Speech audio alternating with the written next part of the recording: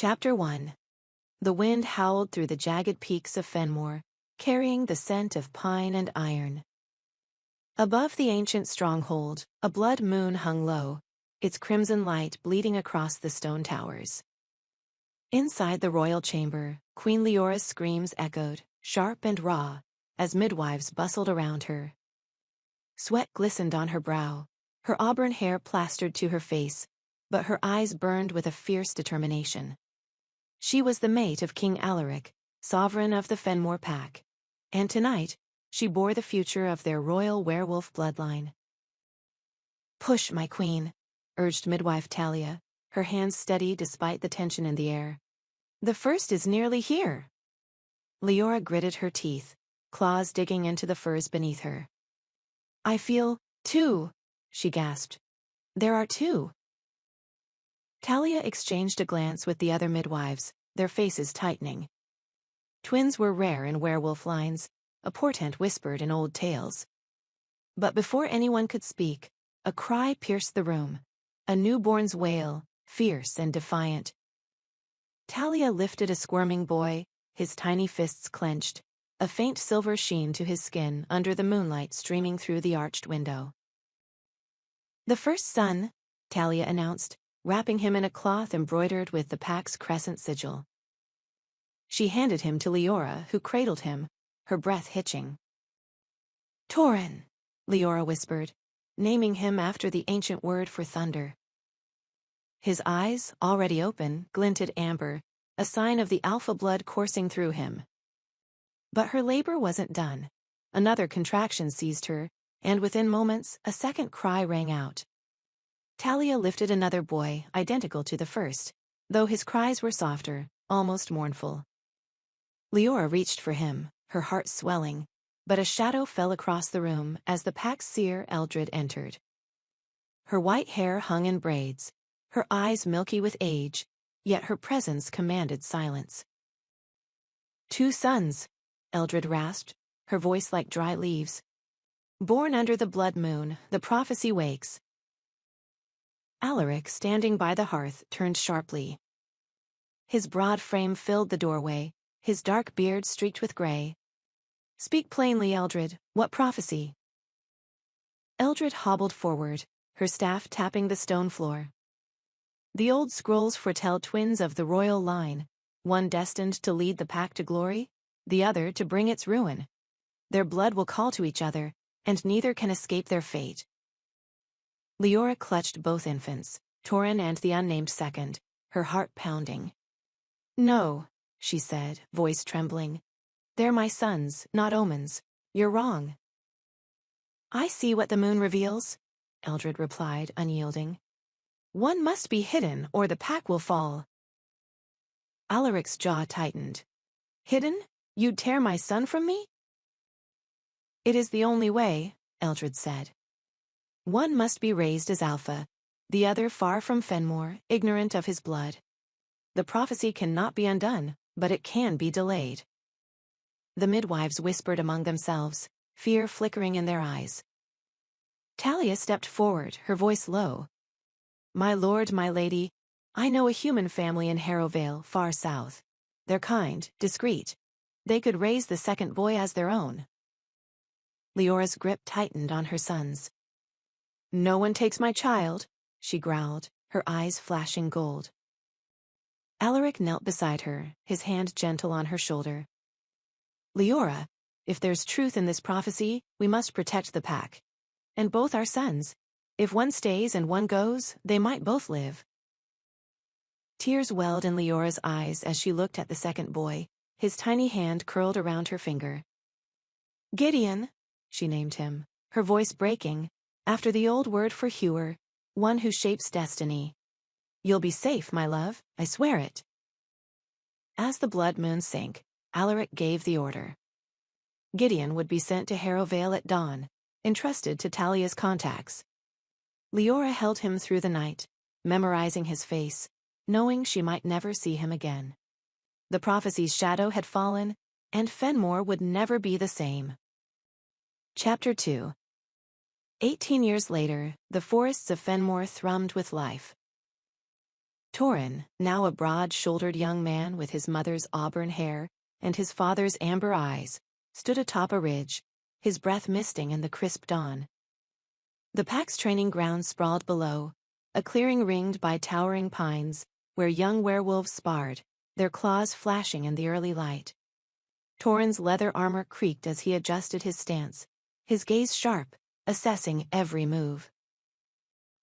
"You're late," came a voice, sharp and teasing, from behind. Soren, his cousin, leaned against a tree, his blonde hair tied back, a smirk playing on his lips. At 19, Soren was leaner than Torin, with a cunning glint in his green eyes. "Dreaming of glory again, cousin?" Torin didn't rise to the bait. "I'm here now, ready to lose again?" Soren laughed, stepping forward. "Bold words for a prince who's never led a hunt. The pack's watching, Torin. Don't trip over your crown." King Alaric approached, his presence silencing the chatter below. "Enough," he said, his voice a low rumble. "Torin, you're leading the trainees today. Show me you're ready for the hunt next week." Torin nodded, squaring his shoulders. "Yes, father, I won't disappoint you." Alaric's eyes softened briefly, but his tone remained firm. "It's not me you need to impress. The pack follows strength, not titles. Prove you're their alpha." As Alaric walked away, Torin felt the weight of expectation settle on him. He'd been raised as the sole heir, groomed for leadership since he could walk. Yet lately, a restlessness stirred in him, a nagging sense of something missing.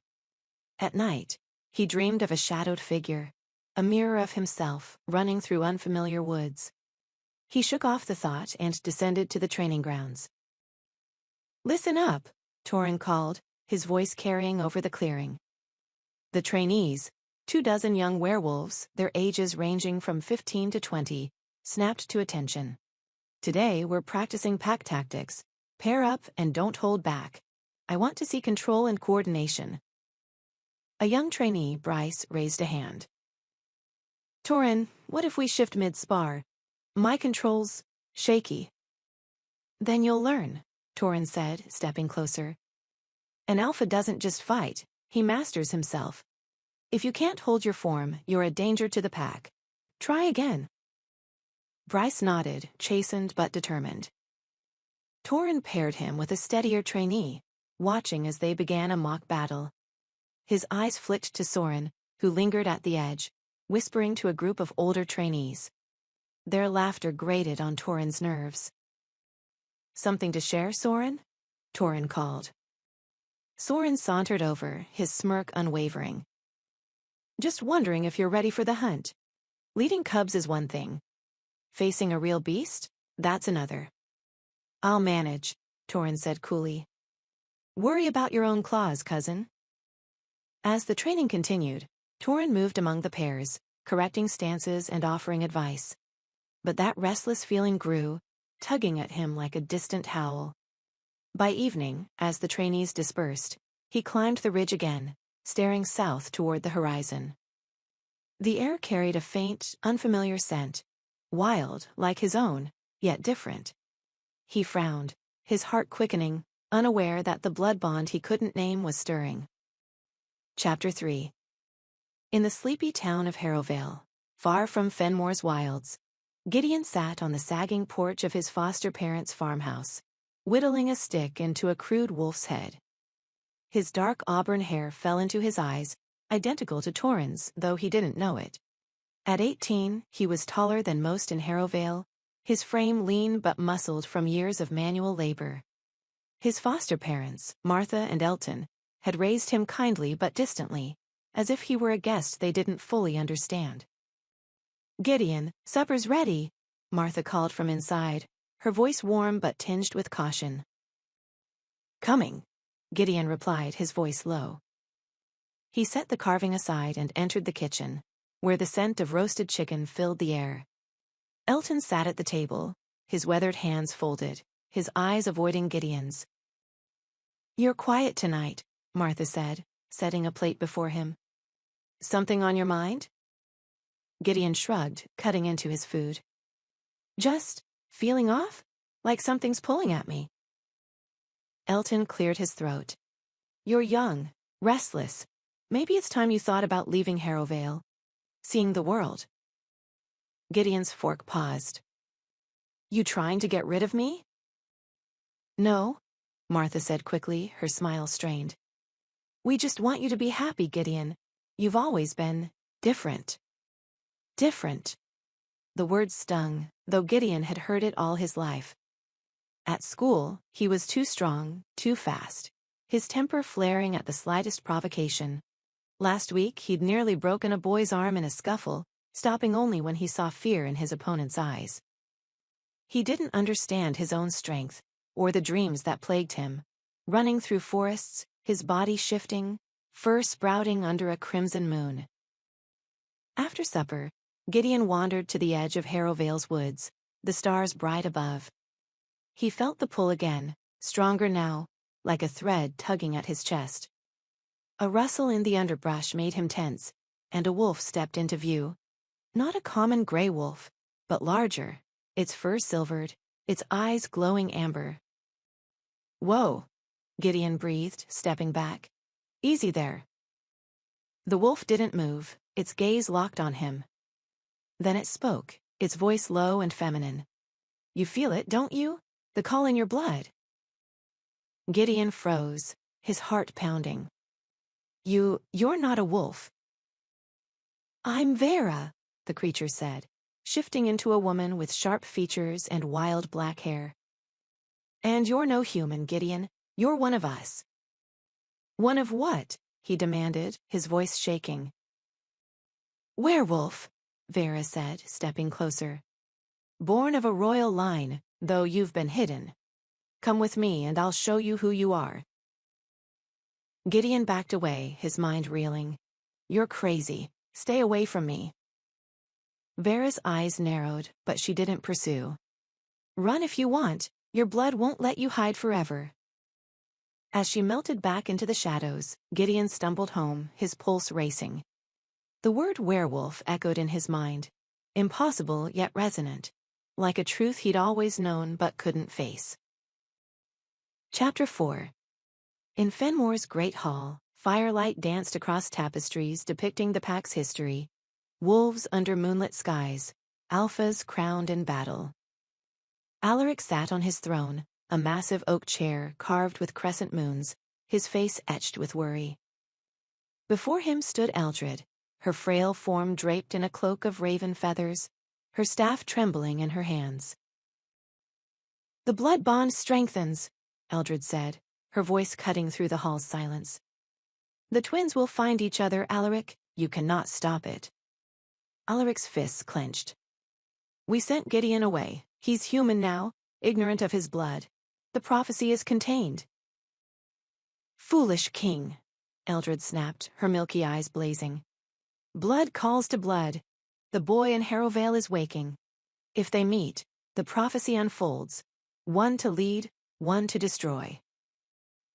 Leora, standing at Alaric's side, gripped his arm. We did what you said, Eldred. We protected them both. Why isn't it enough?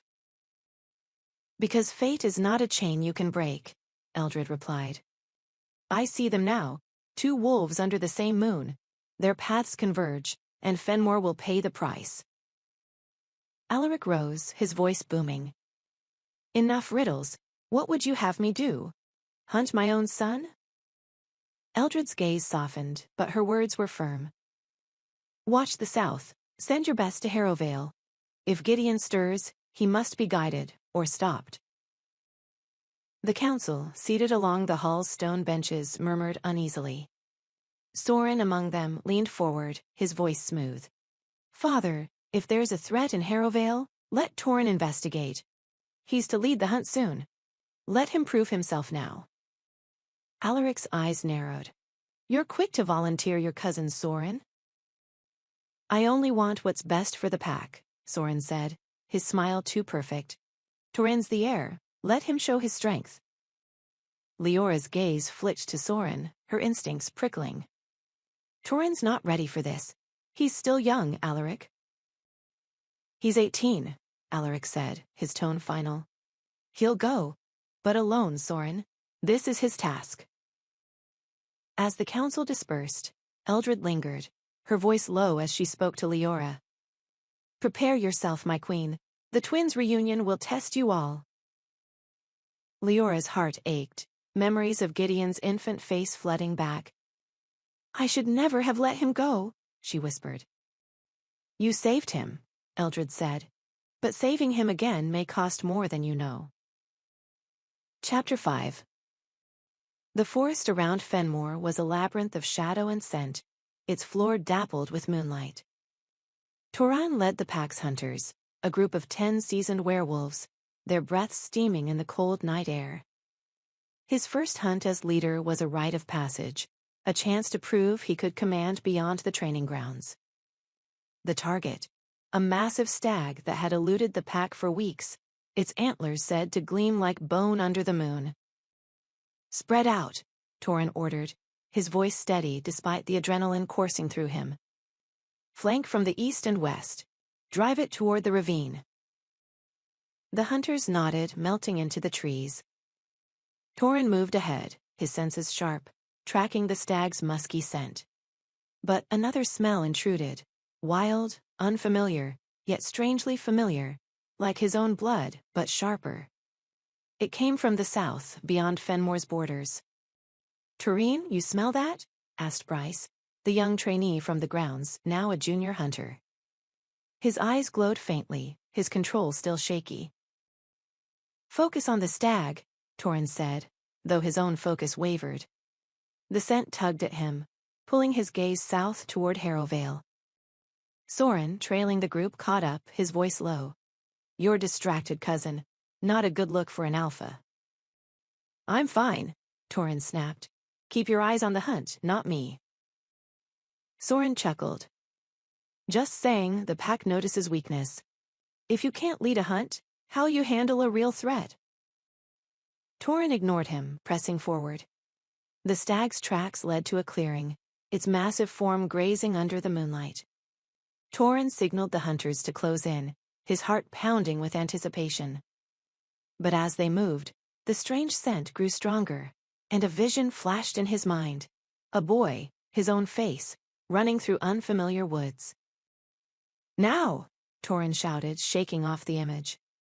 The hunters surged, driving the stag toward the ravine. It bolted, hooves thundering, but Toran was faster, shifting mid-stride into his wolf form, sleek, auburn-furred, eyes blazing. He leaped, claws sinking into the stag's flank, bringing it down with a snarl. The hunters cheered, but Soren's voice cut through. Sloppy, Toran, you hesitated. What's got you spooked? Toran shifted back, wiping blood from his hands. Nothing. We got the stag. That's what matters. Bryce approached, hesitant. That scent, it's not from here. You felt it, didn't you? Toran nodded, his jaw tight. It's south. Harrowvale. Father mentioned a rogue there. After the hunt, I'm going to check it out. Soren's eyes gleamed. Alone. Bold move. Hope you're ready for what you find. As the hunters hauled the stag back to Fenmore, Toran lingered, staring south. The scent lingered, pulling at him like a tide.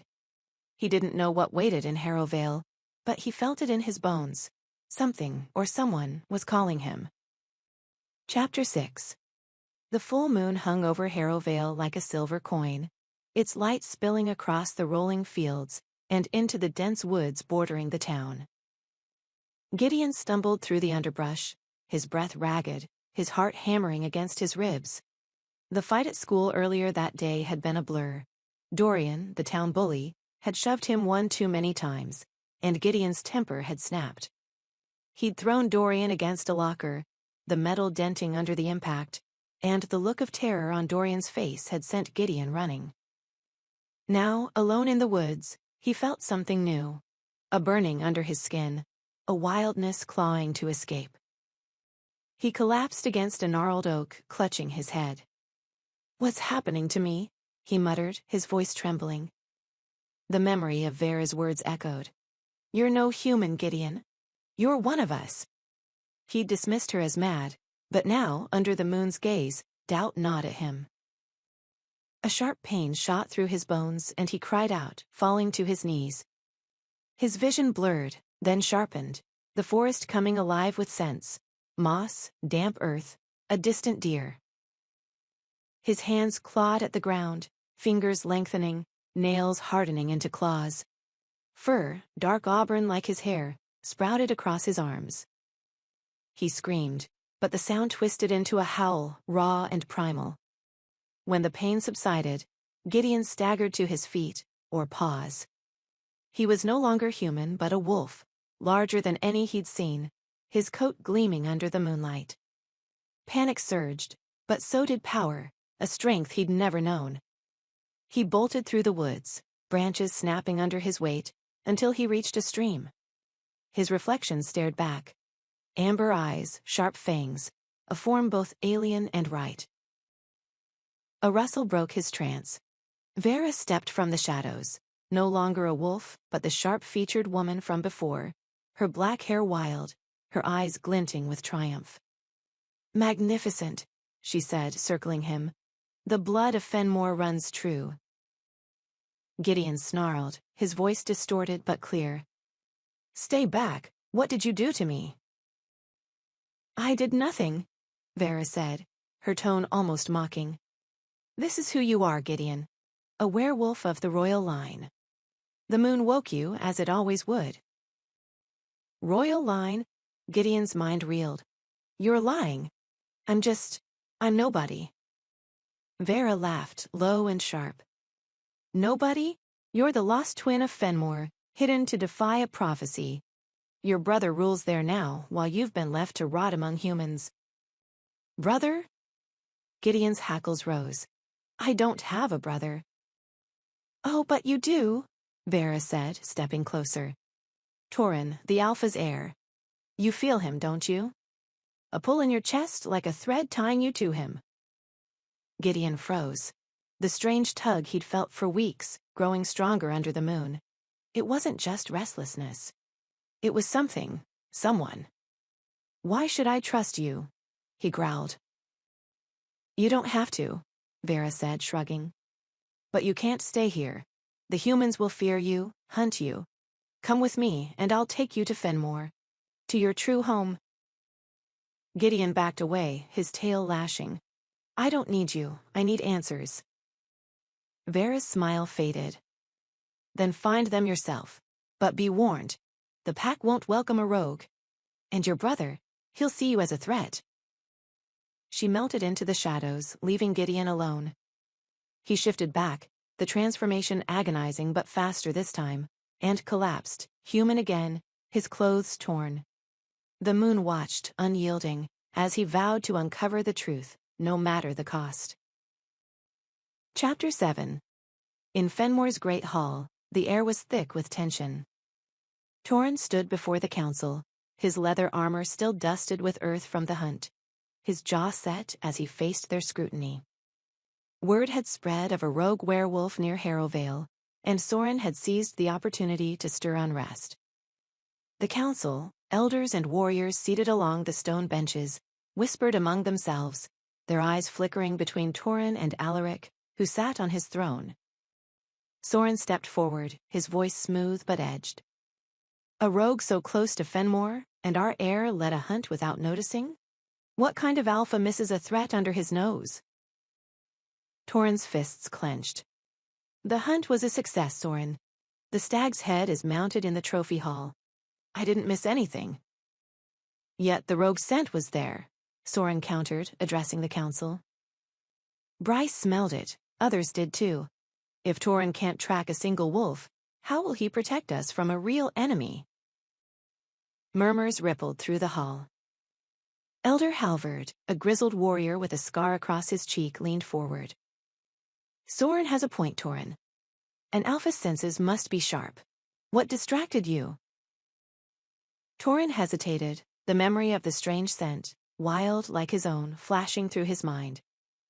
"I caught it," he admitted. "South, toward Harrowvale. I'm going to investigate." "Alone?" Soren's smile was sharp. "Bold, cousin, or reckless?" Alaric raised a hand, silencing the room. Enough, Surin. Torin's the heir. He'll handle this. His gaze locked on Torin, heavy with expectation. You leave at dawn. Find the rogue, assess the threat. Do not engage unless necessary. Yes, father, Torin said, though his stomach twisted. The scent wasn't just a rogue, it felt personal, like a piece of himself he didn't understand. Leora, standing beside Alaric, touched his arm. He's not ready for this alone, Alaric. Send others with him. No, Torin said, his voice firm. I need to prove I can do this. The pack's watching. Soren smirked. They certainly are. Don't disappoint them, Torin. As the council dispersed, Bryce lingered, his young face anxious. Torin, that scent? It wasn't normal. It was like you, but different. Be careful. Torin nodded, clapping Bryce's shoulder. I will. Keep training while I'm gone. You're stronger than you think. Outside the hall, Leora caught Torin's arm. Promise me you'll come back safe, she said, her voice low. There's more at stake than you know. Torin frowned, sensing her fear. What aren't you telling me, Mother? Leora's eyes glistened, but she shook her head. Just trust your instincts, and be wary of what you find in Harrowvale. As Torin prepared for his journey, Soren watched from the shadows, his mind already spinning plans. A rogue so close with a scent like Torin's? It was an opportunity, one he wouldn't let slip. Chapter 8. Gideon trudged through Harrowvale's outskirts, the dawn light casting long shadows across the dirt road. His torn clothes hung loosely, his body aching from the transformation, but his mind burned with questions. Vera's words, royal line, twin brother, Fenmore, looped endlessly, each one a hook in his thoughts. He'd returned home briefly, grabbing a rucksack with clothes and a knife, but hadn't faced Martha and Elton. How could he, when he wasn't even human? He found Vera waiting at the edge of the woods, her lean frame silhouetted against the rising sun. She sat on a fallen log, sharpening a dagger with deliberate strokes. Took you long enough, she said, not looking up. Ready to listen now? Gideon dropped his rucksack, his voice rough. You said I'm from some royal line. That I have a brother. Prove it. Vera's eyes flicked up, sharp and assessing. Proof? Your transformation last night wasn't enough?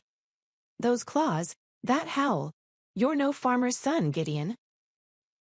Maybe I'm cursed, he shot back. Doesn't mean I'm royalty. She laughed, sheathing her dagger. Cursed, maybe, but you're more. Fenmore's pack is ancient, ruled by the same bloodline for centuries. Your parents, Alaric and Leora, are its king and queen. You and your twin, Torin, were born under a blood moon, marked by a prophecy. Gideon's chest tightened. What prophecy? Vera stood pacing. One twin will lead the pack to glory, the other to ruin. They feared you'd be the destroyer, so they hid you here, with humans who could never understand you. His fists clenched. They abandoned me. They thought they were saving you, Vera said, her tone softening. But they were wrong. You belong in Fenmore, Gideon. You're as much an alpha as Torin. Gideon shook his head, pacing now himself. This is insane. Why are you telling me this? What do you want? Vera's smile was sly. I want justice. Fenmore's pack cast me out years ago, called me rogue for questioning their ways. I see you, Gideon. A prince denied his birthright. Help me shake their foundations, and you'll claim what's yours. You want me to fight my own brother? Gideon's voice rose. I don't even know him. You will, Vera said. The blood bond pulls you already. Go to Fenmore, see for yourself. But choose your side carefully. The pack won't welcome you with open arms. Gideon stared at her, his mind a storm. And if I don't go? Then you'll spend your life running, Vera said. From the moon, from yourself. You're a wolf, Gideon. You can't hide from that. He grabbed his rucksack, his jaw tight. I'll find my own answers. I don't need you. Suit yourself, Vera called as he walked away. But Fenmore's no place for a lone wolf. Watch your back, Prince. Gideon didn't look back. The road to Fenmore was long, but the pull in his chest, toward a brother he'd never known, urged him forward, step by heavy step. Chapter 9. Torin traveled light, a pack slung over his shoulder, his boots crunching on the forest trail leading south. Fenmore's peaks faded behind him, replaced by rolling hills and open fields. The scent from the hunt lingered in his memory, sharp and familiar, drawing him toward Harrowvale like a lodestone. He'd told no one but Alaric of his mission, wary of Soren's prying eyes. The rogue werewolf was his responsibility, and he'd prove himself worthy of the Alpha's mantle. By dusk, he reached a ridge overlooking Harrowvale, its scattered lights glowing like fireflies. The scent was stronger here, mingling with the earth and hay. Torin crouched, scanning the town, his senses heightened. A figure moved in the distance, a young man, tall and broad, crossing a field with a rucksack. Torin's breath caught. The stranger's auburn hair, his gait, even the set of his shoulders. It was like looking in a mirror. "Who are you?" Torin whispered, his heart pounding. The blood call, as Eldred might name it, thrummed in his veins, urging him closer. He descended quietly, tracking the stranger, Gideon, though he didn't know the name, through Harrowvale's outskirts. The young man stopped at a stream, splashing water on his face, his movements tense. Torin hid behind a willow, watching. The scent was unmistakable now, a twin to his own, yet raw, untamed. "Torin?" a voice called, startling him. Bryce, the young hunter, emerged from the trees, his face flushed. I followed you. I couldn't let you go alone." Torin's eyes narrowed. "I told you to stay in Fenmore." "I know, but that scent, it's important, isn't it?" Bryce said, his voice earnest. "I want to help." Torin sighed, his gaze returning to Gideon, who was now staring into the woods, as if sensing them. "Stay quiet," Torin whispered. "He's no ordinary rogue." Gideon's head snapped up, his eyes glowing faintly amber. "Who's there?" he called, his voice rough but steady. "Show yourself." Torin hesitated, the blood call urging him forward, but caution held him back. "Go back to the ridge," he told Bryce. "I'll handle this." Bryce nodded, retreating, and Torin stepped into the open, his hands raised. "I'm not here to fight," he said, his voice calm but firm. "I just want to talk." Gideon tensed, his hand on the knife at his belt. "You're from Fenmore, aren't you? I can smell it on you." Torin's brow furrowed. "How do you know Fenmore?" Gideon didn't answer, his eyes narrowing. The resemblance between them was uncanny. Same hair, same build, same fire in their gaze. Torin's mind raced, Eldred's prophecy echoing.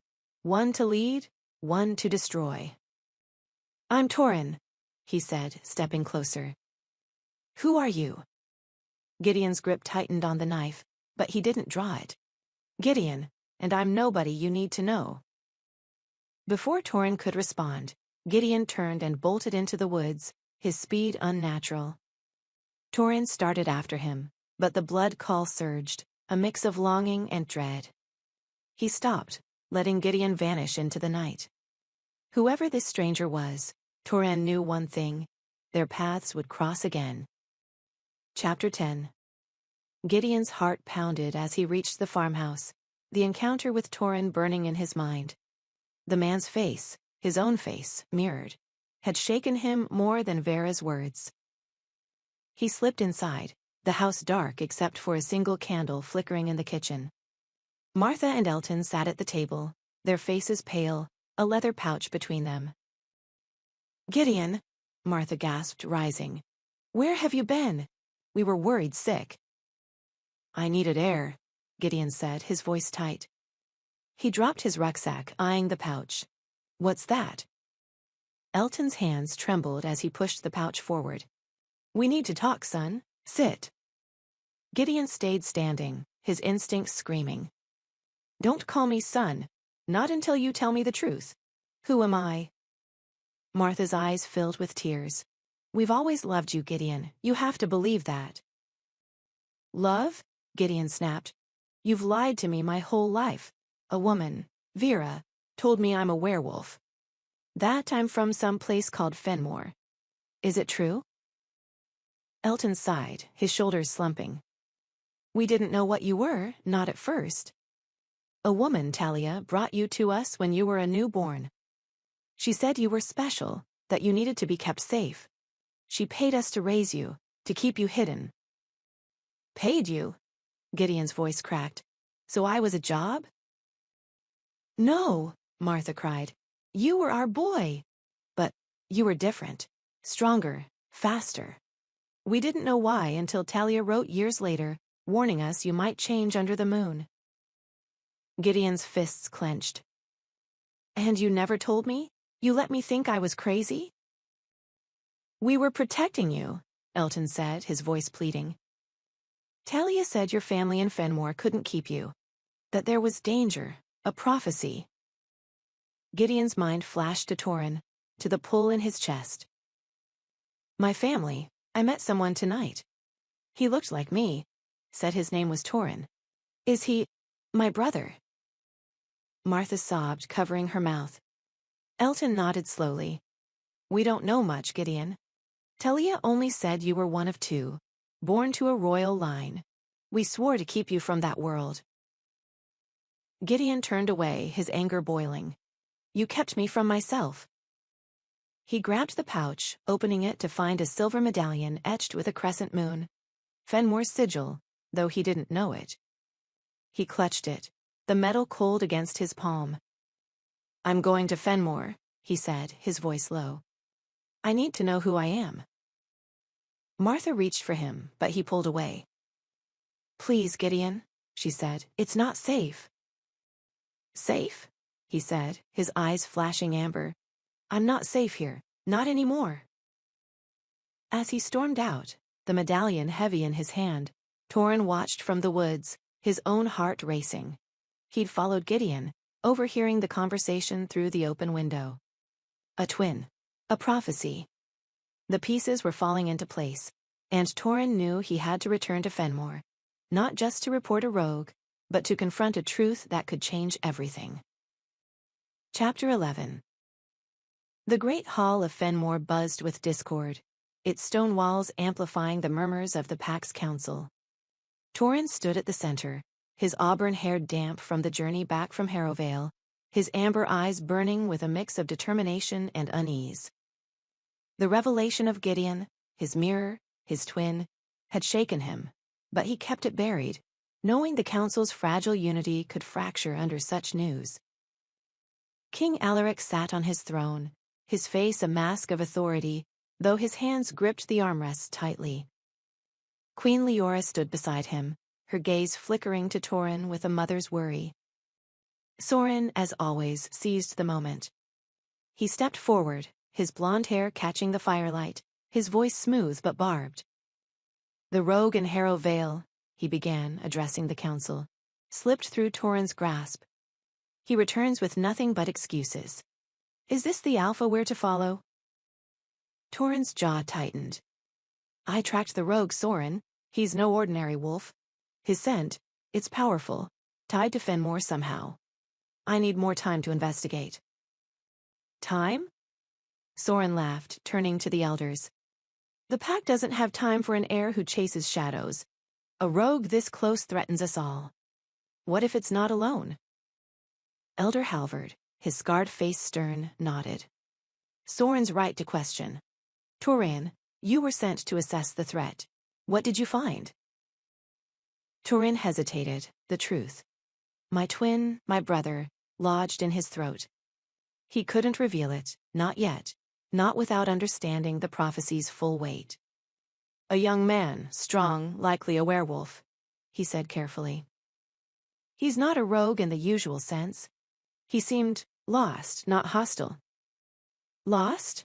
Sorin scoffed, pacing. A lost wolf is still a danger.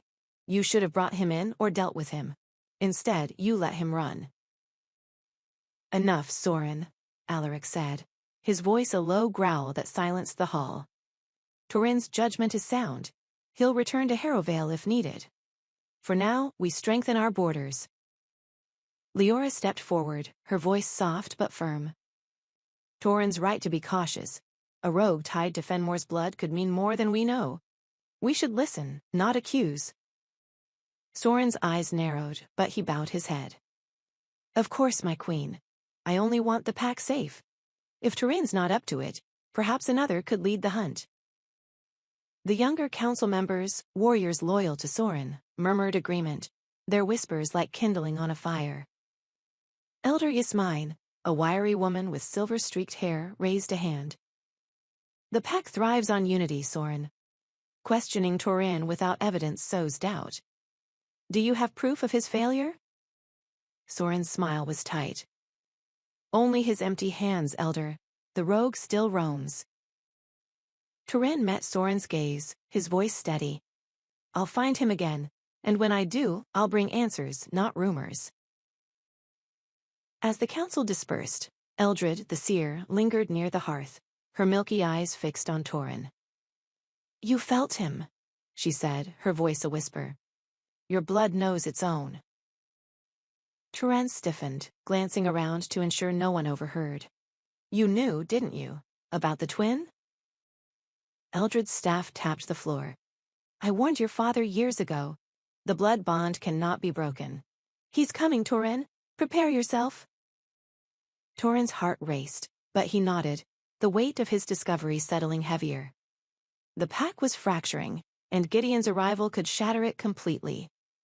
Chapter 12. The forest outside Harrowvale was a maze of shadow and scent, the air thick with the musk of damp earth and pine. Gideon trudged north, the silver medallion from his foster parents' pouch clutched in his hand, its crescent moon glinting under the stars. The pull in his chest, toward Fenmore, toward Turin, grew stronger with every step, a restless ache that kept him moving despite exhaustion. He'd left Harrowvale behind, driven by a need for truth, but fear gnawed at him.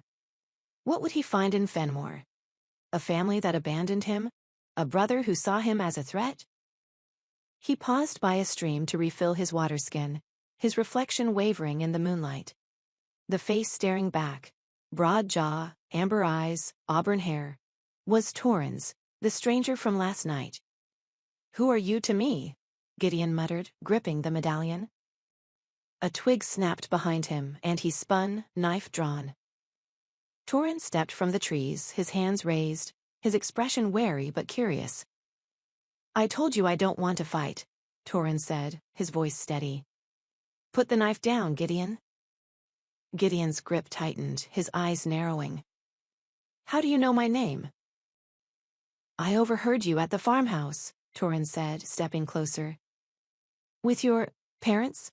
I heard what they said. About Fenmore. About us. Us. Gideon's voice was sharp, his heart pounding. You think we're what, brothers? Because we look alike. Turin's gaze flicked to the medallion in Gideon's hand. That's Fenmore's sigil. The pack I come from. And your scent? It's like mine, but wilder. You're no rogue, Gideon. You're one of us. Gideon laughed, bitter and raw. One of you? I'm a freak who turned into a wolf last night. You think I belong anywhere? Turin's expression softened, but he didn't back down. You're not a freak. You're a werewolf like me. Like our parents, Alaric and Leora, the king and queen of Fenmore. Gideon's knife wavered, his mind reeling. You're lying. If they're my parents, why'd they dump me in Harrowvale? Turin hesitated, the prophecy's shadow looming. I don't know the whole story, he admitted. But I know they hid you. Maybe to protect you. Maybe to protect the pack. There's a prophecy. Stop, Gideon snapped, stepping back. I don't care about prophecies. I just want to know why I was left behind while you got to be the prince. Turin's jaw tightened, guilt flickering in his eyes. I didn't choose this, Gideon. I didn't know you existed until yesterday. But you're here now, and I want to understand. Come to Fenmore, meet them. Gideon's laugh was hollow. So they can throw me out again? Or worse? I met someone. Vera. She said the pack won't want me. That you'll see me as a threat. Torrhen's eyes darkened. Vera? She's a rogue, Gideon. She was banished from Fenmore for treason. Don't trust her. And I should trust you, Gideon said, his voice rising. You, who's got everything I never had? Torrhen took a step closer, his voice low but fierce. I'm not your enemy, Gideon. I feel you, here. He touched his chest. Like you're part of me. Don't you feel it too? Gideon's breath caught. The pull, the ache. It was real, undeniable. But fear and anger overwhelmed it. I don't know what I feel, he said, sheathing his knife. But I'm not ready for this. Before Torrhen could respond, Gideon turned and ran, his footsteps silent in the underbrush. Torrhen started after him, but stopped, the blood call throbbing in his chest. Gideon was heading toward Fenmore, and Torrhen knew their next meeting would change everything. Chapter 13. Gideon's boots sank into the muddy trail as he pushed deeper into the forest, Fenmore's distant peaks looming on the horizon. The medallion hung heavy around his neck, a reminder of the family that had cast him out. Torrhen's words, "You're one of us," echoed, but so did Vera's warning. The pack won't welcome you. He didn't know who to trust, but he couldn't turn back. The pull in his chest was a compass, guiding him north. A familiar scent, wild, sharp like smoke and iron, stopped him. Vera emerged from the trees, her black hair tangled, her eyes gleaming with purpose. You're a hard man to track, Gideon, she said, her voice teasing but edged. Thought you'd run back to Harrowvale. I'm done running, Gideon said, his tone flat. You said you'd show me Fenmore, so show me. Vera's smile was sly. Eager now, are we? Good. But first, you need to know what you're walking into. Fenmore's pack is rotting from the inside. Alaric's too weak, Torrhen's too green. They need a real alpha. Gideon's eyes narrowed. And you think that's me? I know it, Vera said, stepping closer.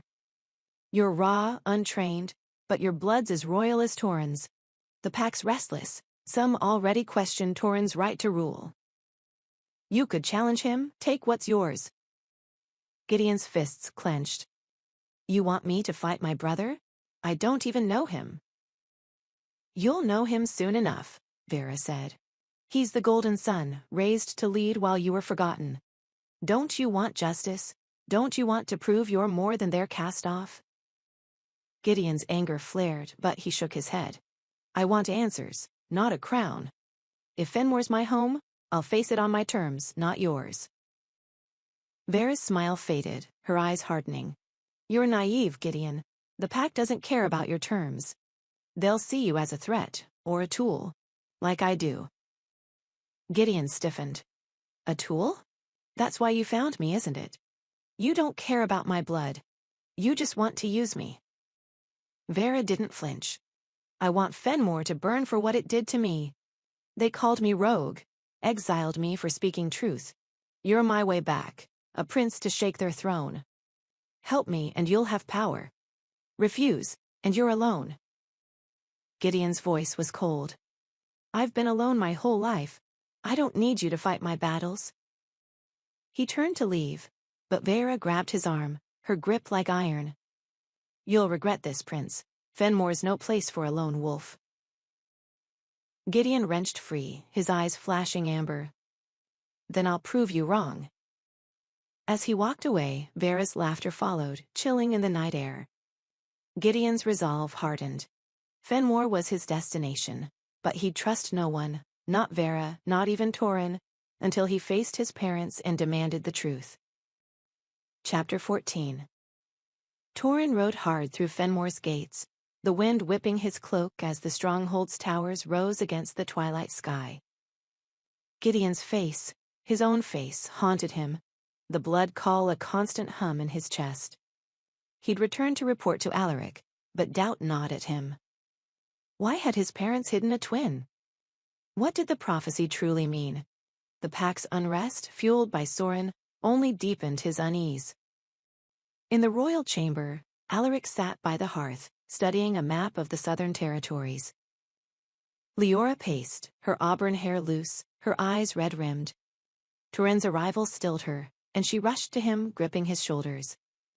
"You're back," she said, her voice trembling. "Did you find the rogue?" Turin nodded, his throat tight. "He's no rogue, father. He's my brother. Gideon. I saw him in Harrowvale. He's coming here." Alaric's face paled, his map forgotten. "You're certain?" "He looks like me," Turin said, his voice low. "Same eyes, same hair. He carries Fenmore's sigil. Why didn't you tell me I had a twin?" Leora's hand flew to her mouth, a sob escaping. "We wanted to protect you both," she said. "The prophecy. Eldred said one of you would destroy the pack. We couldn't lose you both." "Protect us." Turin's voice rose, his anger breaking through. "You lied to me my whole life. You let me think I was alone, while Gideon grew up with strangers." Alaric stood, his presence commanding. "Enough, Turin. We made a choice. For the pack, for you. Gideon was safe in Harrowvale." "Safe?" Turin said, incredulous. "He's a werewolf who didn't know what he was until now. He's angry, confused. And he's coming here, father. What then?"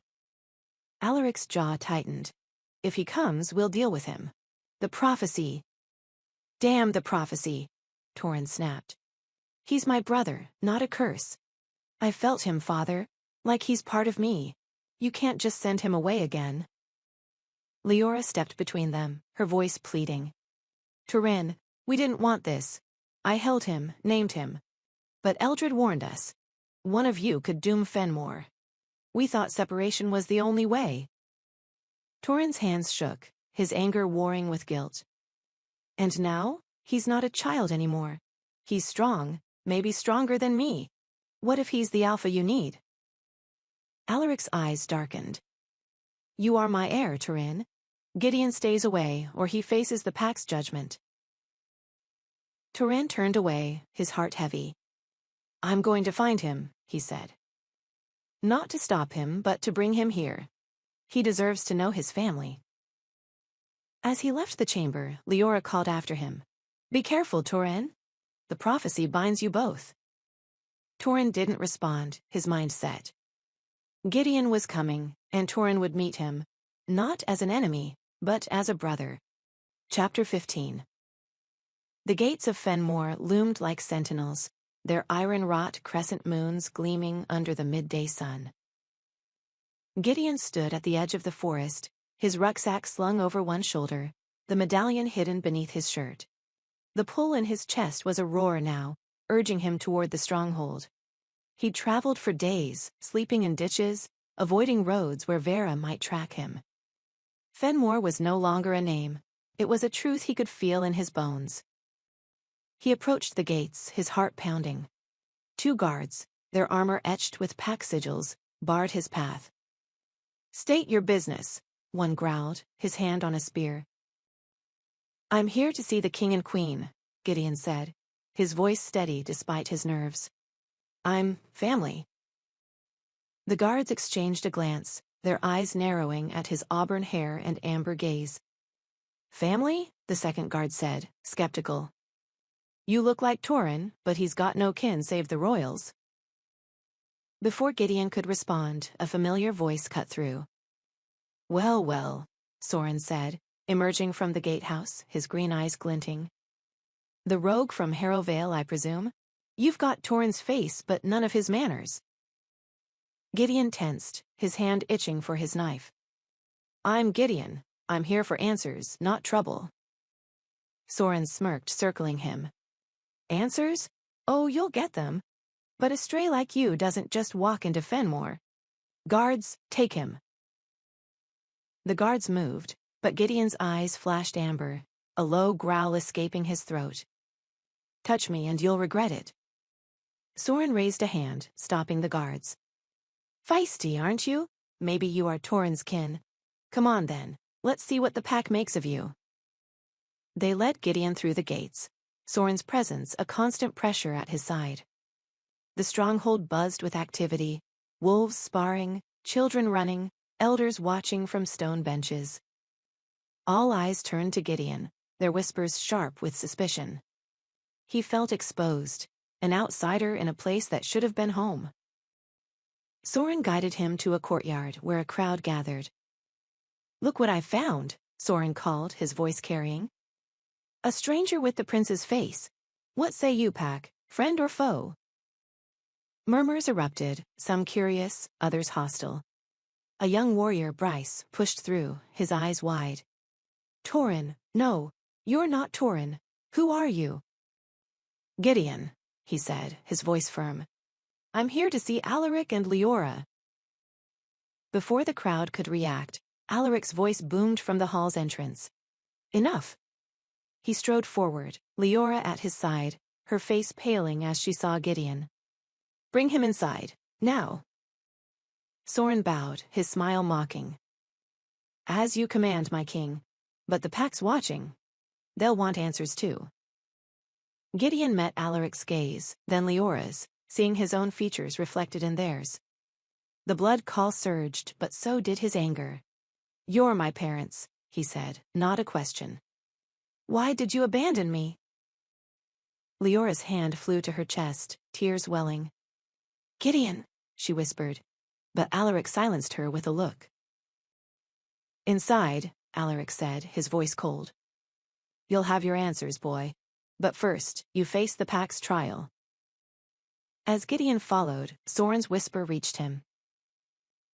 Welcome to Fenmore, Prince. Let's see if you survive it.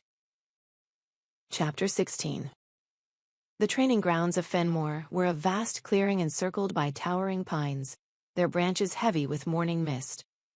The pack gathered in a tight ring, their breaths steaming in the chilly air, eyes fixed on the center where Gideon stood, his fists clenched, his auburn hair damp with sweat. Across from him, Alaric loomed, his broad frame casting a long shadow. The trial to prove Gideon's worth had been called, a test of strength, control, and loyalty, to determine if this stranger, this lost son, could be trusted within Fenmore's walls. Torin watched from the sidelines, his heart torn between hope and dread, while Leora stood beside him, her hands clasped tightly. Alaric raised a hand, silencing the murmurs. Gideon, he said, his voice a deep rumble, you claim to be of our blood. But blood alone doesn't make you pack. Prove you belong or leave. Gideon's eyes flashed amber, his jaw tight.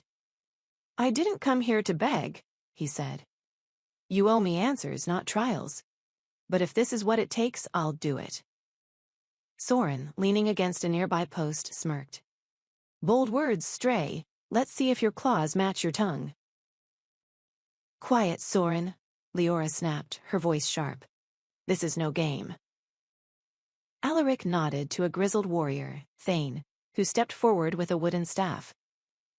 First test, Thane said, tossing Gideon an identical staff. Control. Fight me without shifting. Show you can master your beast. Gideon caught the staff, testing its weight. No shifting? Fine, let's get this over with. Thane lunged, his staff a blur, but Gideon dodged, his reflexes honed by years of brawls in Harrowvale. The crowd gasped as he parried, striking Thane's shoulder with a crack. Thane grunted, recovering quickly, and the two circled, staffs clashing in a rhythm that echoed through the clearing.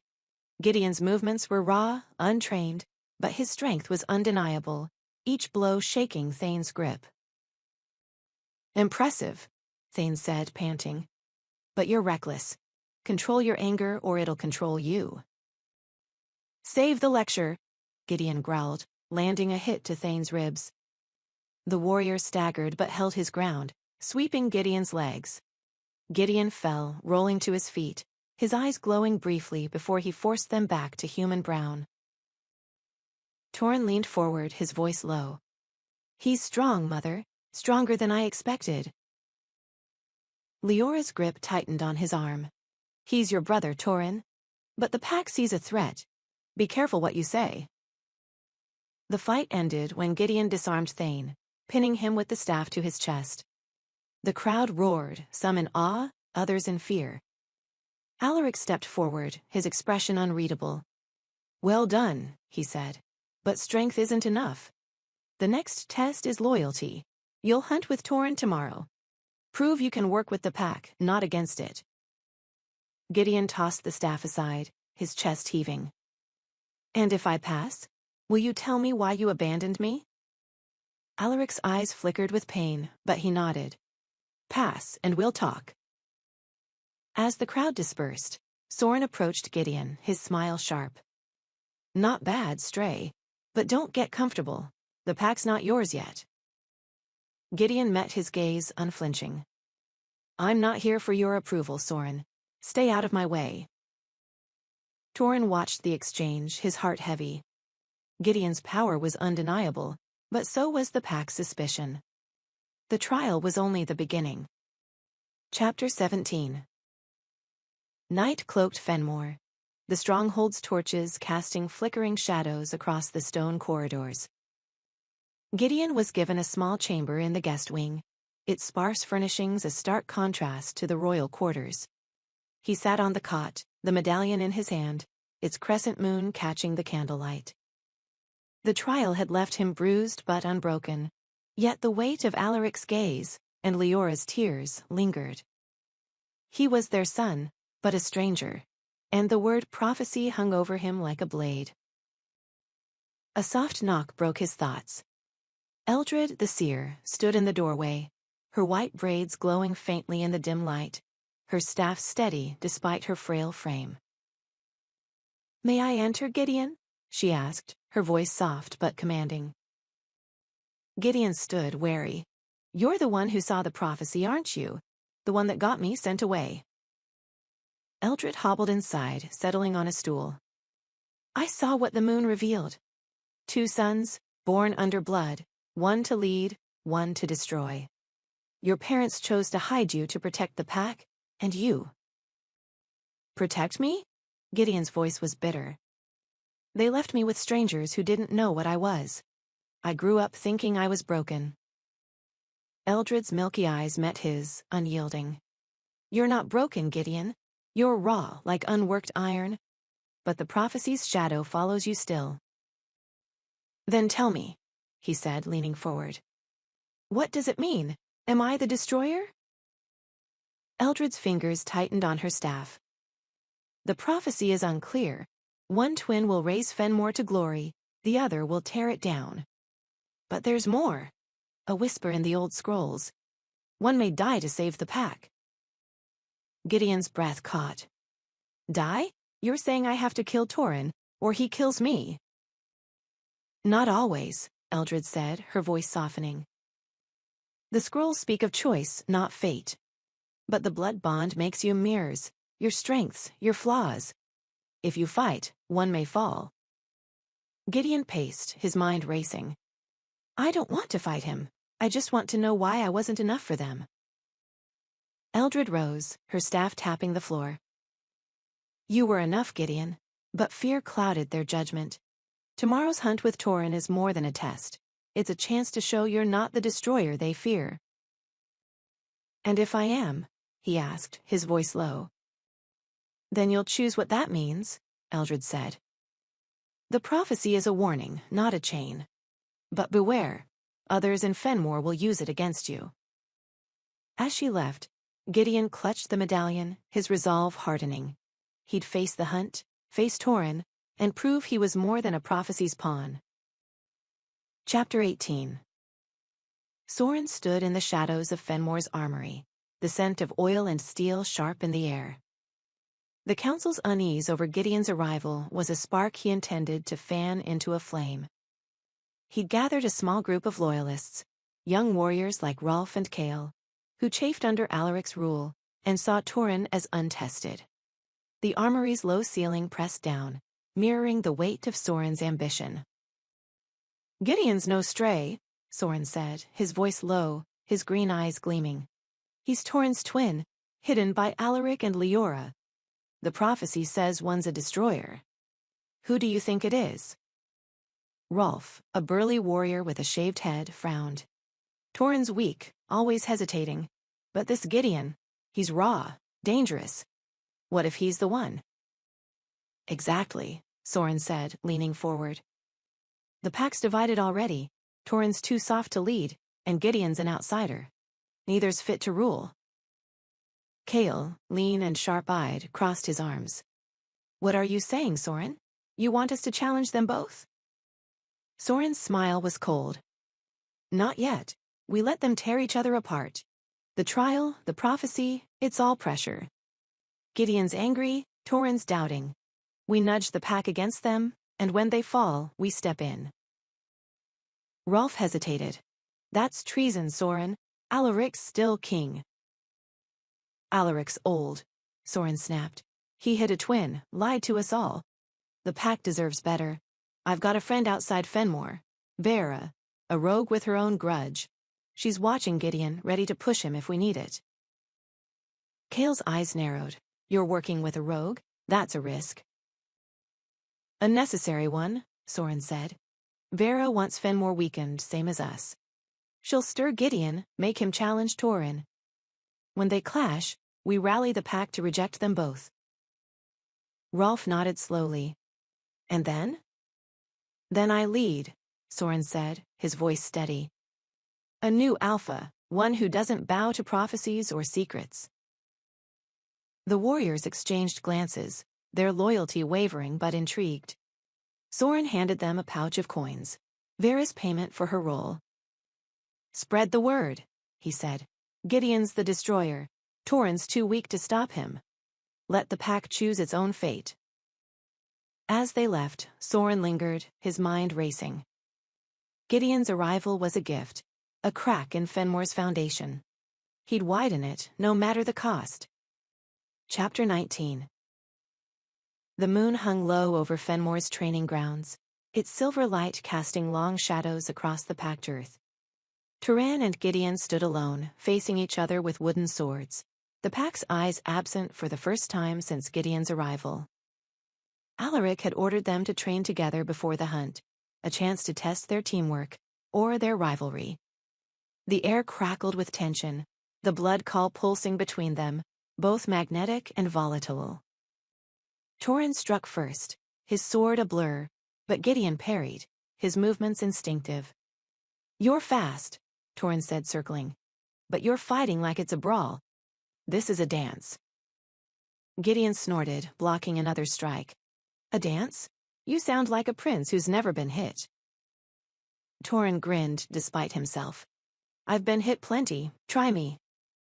They sparred, swords clacking, their breaths sinking as they moved. Gideon's raw power matched Torin's trained precision, and for a moment they were equals, not rivals. Sweat glistened on their foreheads, their auburn hair identical under the moonlight. Torin stepped back, lowering his sword.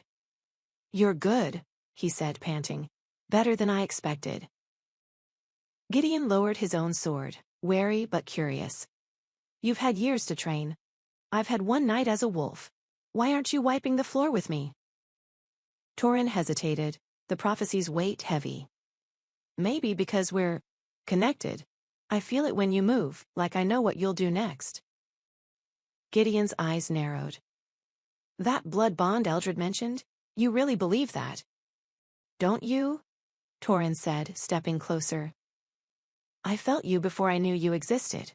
In Harrowvale I saw you, and it was like seeing myself. Gideon looked away, his jaw tight. I felt it too, but it doesn't change what they did.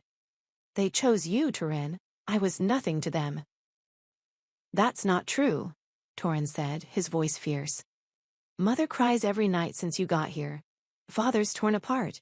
They thought they were saving you. Saving me? Gideon laughed, bitter. They left me with people who lied to me. I grew up thinking I was a monster. Torin's chest ached, the blood call urging him to bridge the gap. You're not a monster, Gideon. You're my brother. I didn't know about you, but now I do, and I want you here. Gideon's sword dropped to the ground, his voice low. Why? So I can be your shadow. The pack's already whispering I'm the destroyer. Even you must wonder. Turin shook his head. I don't believe in prophecies. I believe in what I see. You fought Thane, held your own. You're strong, Gideon. We could be stronger together. Gideon stared at him, the pull in his chest warring with years of anger. You don't know what it's like, he said. To be alone, to not know why you're different. I don't trust this place, or you. Turin nodded, stepping back. Fair enough. But tomorrow we hunt together. Let's see if we can trust each other then. As Gideon walked away, Turin watched, the bond between them a fragile thread. He didn't know if they could defy the prophecy, but he wanted to try. Chapter 20. Dawn broke over Fenmore's outskirts, the forest alive with the chirp of birds and the rustle of leaves. Turin and Gideon led a small hunting party, Bryce, Thane, and 2 other warriors, Lyra and Gavin, tasked with tracking a boar for the pack's stores. The trial's second test was teamwork, and the pack watched closely, whispers of Gideon's strength and Turin's leadership swirling. But the strange scent from Harrowvale lingered in Turin's mind, and Gideon's tense silence suggested he felt it too. Stay sharp, Turin said, his voice low as they moved through the trees. The boar's been spotted near the ravine. We flank it, drive it north. Gideon nodded, his eyes scanning the underbrush. You always this bossy, or is it just for me? Turin smirked. It's for the pack, you'll get used to it. Bryce, trailing behind, piped up. That scent's back, Turin. Same as Harrowvale. You smell it? Turin froze, sniffing the air. The wild, familiar scent was stronger now, mixed with something else, blood and smoke. Gideon, he said, glancing at his twin. I smell it, Gideon said, his voice tense. It's not a boar. Before Turin could respond, a howl split the air, followed by snarls. 5 rogue werewolves burst from the trees, their fur matted, eyes glowing red. Leading them was Vera, her black fur sleek, her fangs bared. Fenmore's princes, she growled, shifting to human form mid-stride. Let's see if you're worth your blood. Vera, Gideon snapped, stepping forward. You followed me? You're my key, Gideon, Vera said, her smile cruel. Fenmore's weak and you're proof. Join us or fall with them. Turin drew his sword, his voice steady. Stand down, Vera, you're outnumbered.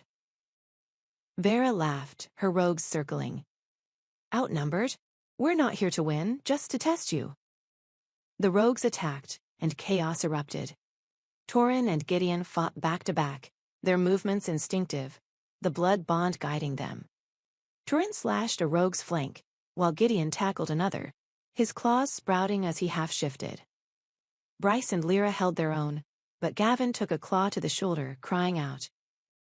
Gideon, cover Gavin, Turin shouted, parrying Vera's strike. Gideon moved, dragging Gavin to safety, his strength surprising even himself. You okay? He asked, his voice rough. Gavin nodded, clutching his wound. You're not bad, Stray. Vera lunged at Turin, but Gideon intercepted, shoving her back. This isn't my fight, Vera, he growled. Leave? She snarled, retreating as her rogues fell back. This isn't over, princes. Fenmore will burn. As the rogues vanished, Turin and Gideon stood panting, their eyes meeting. Nice move, Turin said, a grudging respect in his voice. Gideon wiped blood from his hands. Didn't do it for you, I just hate her more. The party returned to Fenmore, Gavin supported between them. The pack greeted them with cheers, but Turin and Gideon exchanged a glance, their bond strengthened by battle. The prophecy loomed, but for now they'd fought as brothers. Chapter 21. The royal chamber of Fenmore was heavy with the scent of cedar and wax, the firelight casting long shadows across the stone walls. King Alaric sat slumped in a carved chair, his broad shoulders bowed, his dark beard streaked with more gray than Leora remembered. The rogue attack had shaken the pack, and Gideon's presence, his lost son, now a stranger, had cracked the foundation of Alaric's resolve. Leora stood by the window, her auburn hair loose, her eyes fixed on the darkening forest beyond. The twins' return from the hunt, bloodied but victorious, lingered in her mind, a fragile hope amidst the prophecy's shadow. Alaric's voice broke the silence, rough and low. I should have told him, Leora. Torin. About Gideon. All these years I let him believe he was alone. Leora turned, her heart aching. We both made that choice, Alaric. We thought it would protect them. Protect the pack. Protect? Alaric's laugh was bitter, his hands trembling as he poured a goblet of wine. We tore our family apart. Gideon's eyes. They're mine, Leora. Full of anger. I did that to him. She crossed to him, kneeling beside his chair, her hand on his. We did what Eldred said was necessary. The prophecy. One to lead, one to destroy. We couldn't risk losing them both. Alaric's gaze met hers, raw with guilt. And now they're here together, and the prophecy's waking. Vera's attack proves it. She's not acting alone, Leora. Someone in Fenmore's feeding her information. Leora's breath caught. You think there's a traitor? In the council? Soren, Alaric said, his voice hardening. He's too quick to question Torin, too eager to stir the pack. I see ambition in him, not loyalty. Leora shook her head, her voice trembling. He's your nephew, Alaric. He's family. Family can betray, Alaric said, standing. I've seen it before. My brother, Soren's father, challenged me once. I spared him, exiled him. I won't make that mistake again. Leora rose, her eyes flashing. Don't talk like that. Torin and Gideon, they fought together today. They're stronger than we feared. We can trust them to defy the prophecy. Alaric's jaw tightened. Trust, Gideon's a storm, Leora. Raw, uncontrolled. And Torin's doubting himself, doubting me. If they turn on each other? They won't, Leora said, her voice fierce. I won't let them. I lost Gideon once. I won't lose him again, or Torin. Alaric pulled her close, his voice a whisper. Then help me, Leora. Watch Soren.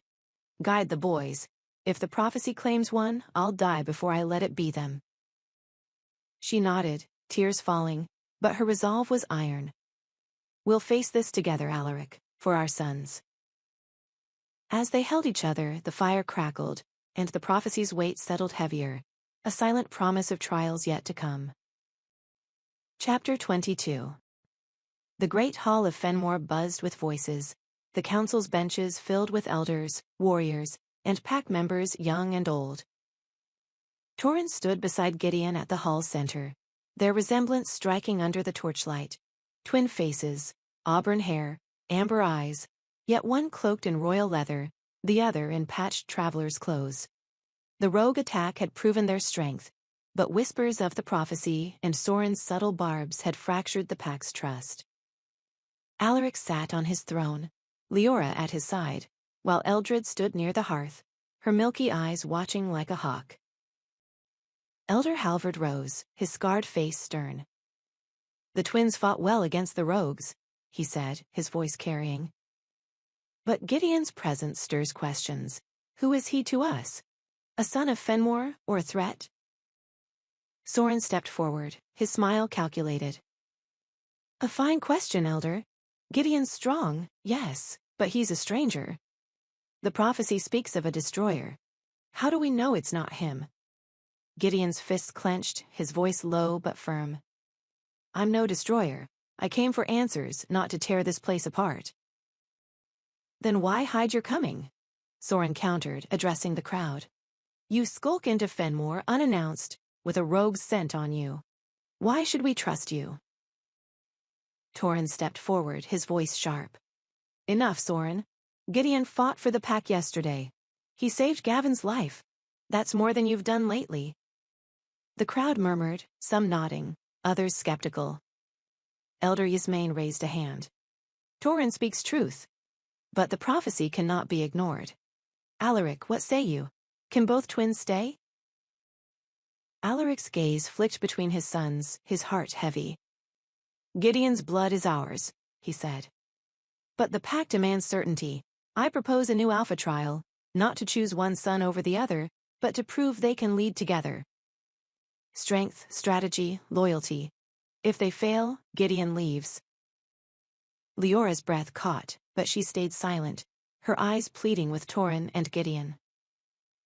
Gideon's jaw tightened. Another test? You think I'll grovel to prove I'm your son? It's not about groveling, Alaric said, his voice steady. It's about the pack. They must see you as one of us, not a shadow of the prophecy.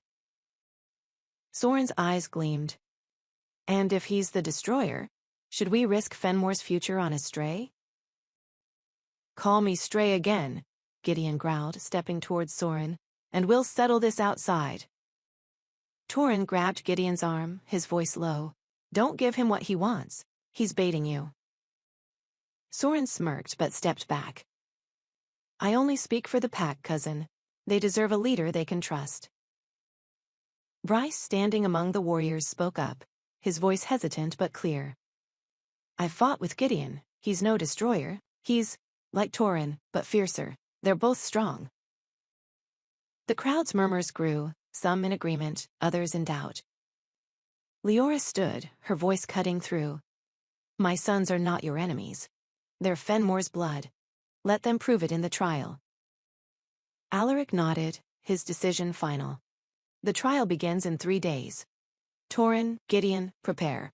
The pack's watching.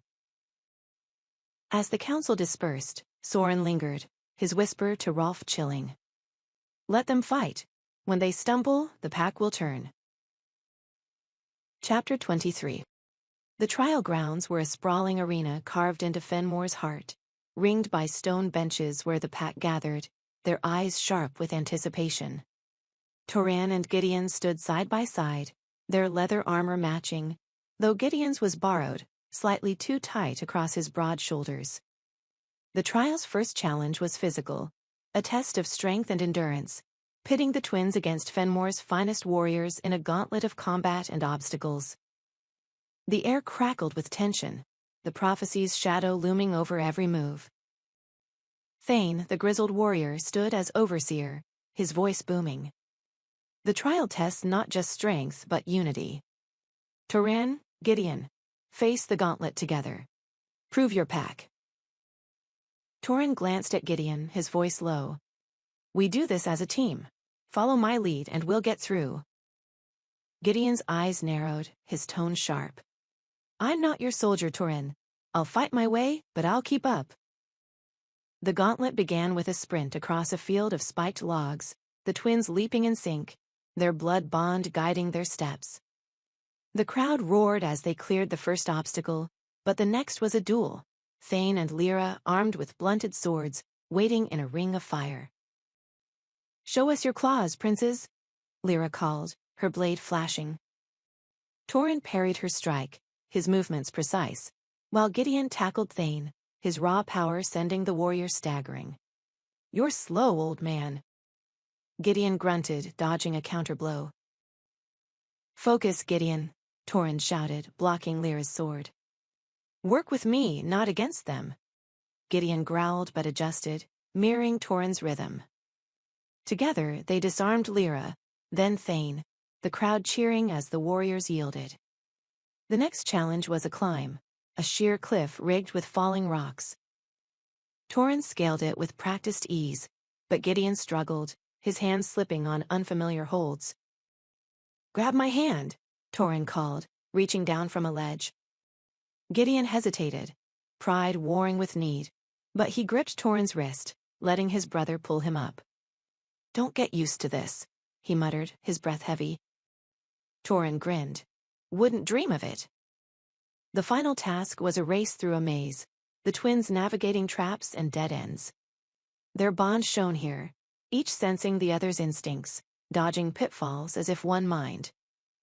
They emerged together, sweat-soaked and bruised to the pack's applause, But Soren, watching from the benches, whispered to Rolf, "They're strong, but divided. Wait for the next challenge." Thane raised a hand, his voice proud. "Well fought, sons of Fenmore. Tomorrow's strategy. Prove you can lead, not just fight." As the crowd dispersed, Gideon caught Torin's eye. "Not bad, Prince, but I'm not here to be your shadow." Torin nodded, his voice earnest. "I don't want a shadow, Gideon. I want a brother." Gideon looked away, the blood call stirring, but doubt lingered. The trial was far from over. Chapter 24. The second day of the trial dawned gray and cold, the forest beyond Fenmore cloaked in fog. The challenge was strategy, a mock battle where Torin and Gideon led a small team against another, tasked with capturing a banner hidden in the woods. Their team included Bryce, Lyra, and Gavin, while Soren led the opposing side, his warriors Rolf and Kale at his back. The pack gathered on a ridge, watching as the teams prepared, whispers of the prophecy, and Gideon's origins swirling. Torin adjusted his armor, his voice low as he briefed the team. "We move as a unit. Gideon, you and Bryce take the left flank. Lyra, Gavin with me. We find the banner before Soren does." Gideon nodded, his eyes scanning the trees. "Soren's up to something. I don't trust him." "Neither do I," Torin said. "Stay sharp. If he plays dirty, we're ready." The horn sounded and the teams split into the forest. Gideon and Bryce moved silently, their senses heightened, but the fog thickened, obscuring paths. "This isn't natural," Bryce whispered, his voice tense. "The air smells wrong." Gideon sniffed, catching a faint acrid scent. Wolfsbane, subtle but deadly to their kind. "Trap," he growled, grabbing Bryce's arm. "Back now." Too late. A net, laced with wolfsbane, sprang from the ground, ensnaring Gideon. Pain seared his skin, his vision blurring as the poison weakened him. Bryce shouted, drawing his knife, but a figure, Rolf, emerged, knocking him out with a club. "Soren's orders," Rolf said, his voice cold, as he dragged Gideon deeper into the fog. Torin, sensing the blood call falter, froze mid-stride. "Gideon's in trouble," he told Lyra and Gavin. "Find the banner, I'm going after him." He sprinted through the fog, following the bond's pull, until he found Gideon slumped against a tree, the net discarded, his skin red and blistered. "Gideon," Torin knelt, checking his pulse. "What happened?" "Wolfsbane," Gideon rasped, his voice weak. "Soren's lackey, Rolf, they wanted me out." Torin's eyes darkened, helping Gideon stand. "Can you walk?" "I'll manage," Gideon said, gritting his teeth. "But Soren's playing for blood." They rejoined the team, finding Lyra and Gavin with the banner, Soren's team empty-handed. The pack cheered, but Torin's gaze locked on Soren, who stood smirking. "Nice try, cousin," Torin said, his voice low. "Wolfsbane's a coward's move." Soren's smile didn't waver. "Prove it, Torin. The trial's not over." As they returned to Fenmore, Gideon leaned on Torin, his strength returning. "Thanks," he muttered. "Didn't expect you to come for me." Torin's voice was firm. "You're my brother. I'll always come for you." Gideon nodded, the bond tightening, but Soren's treachery cast a shadow. The trial was a battlefield, and the real fight was just beginning. Chapter 25.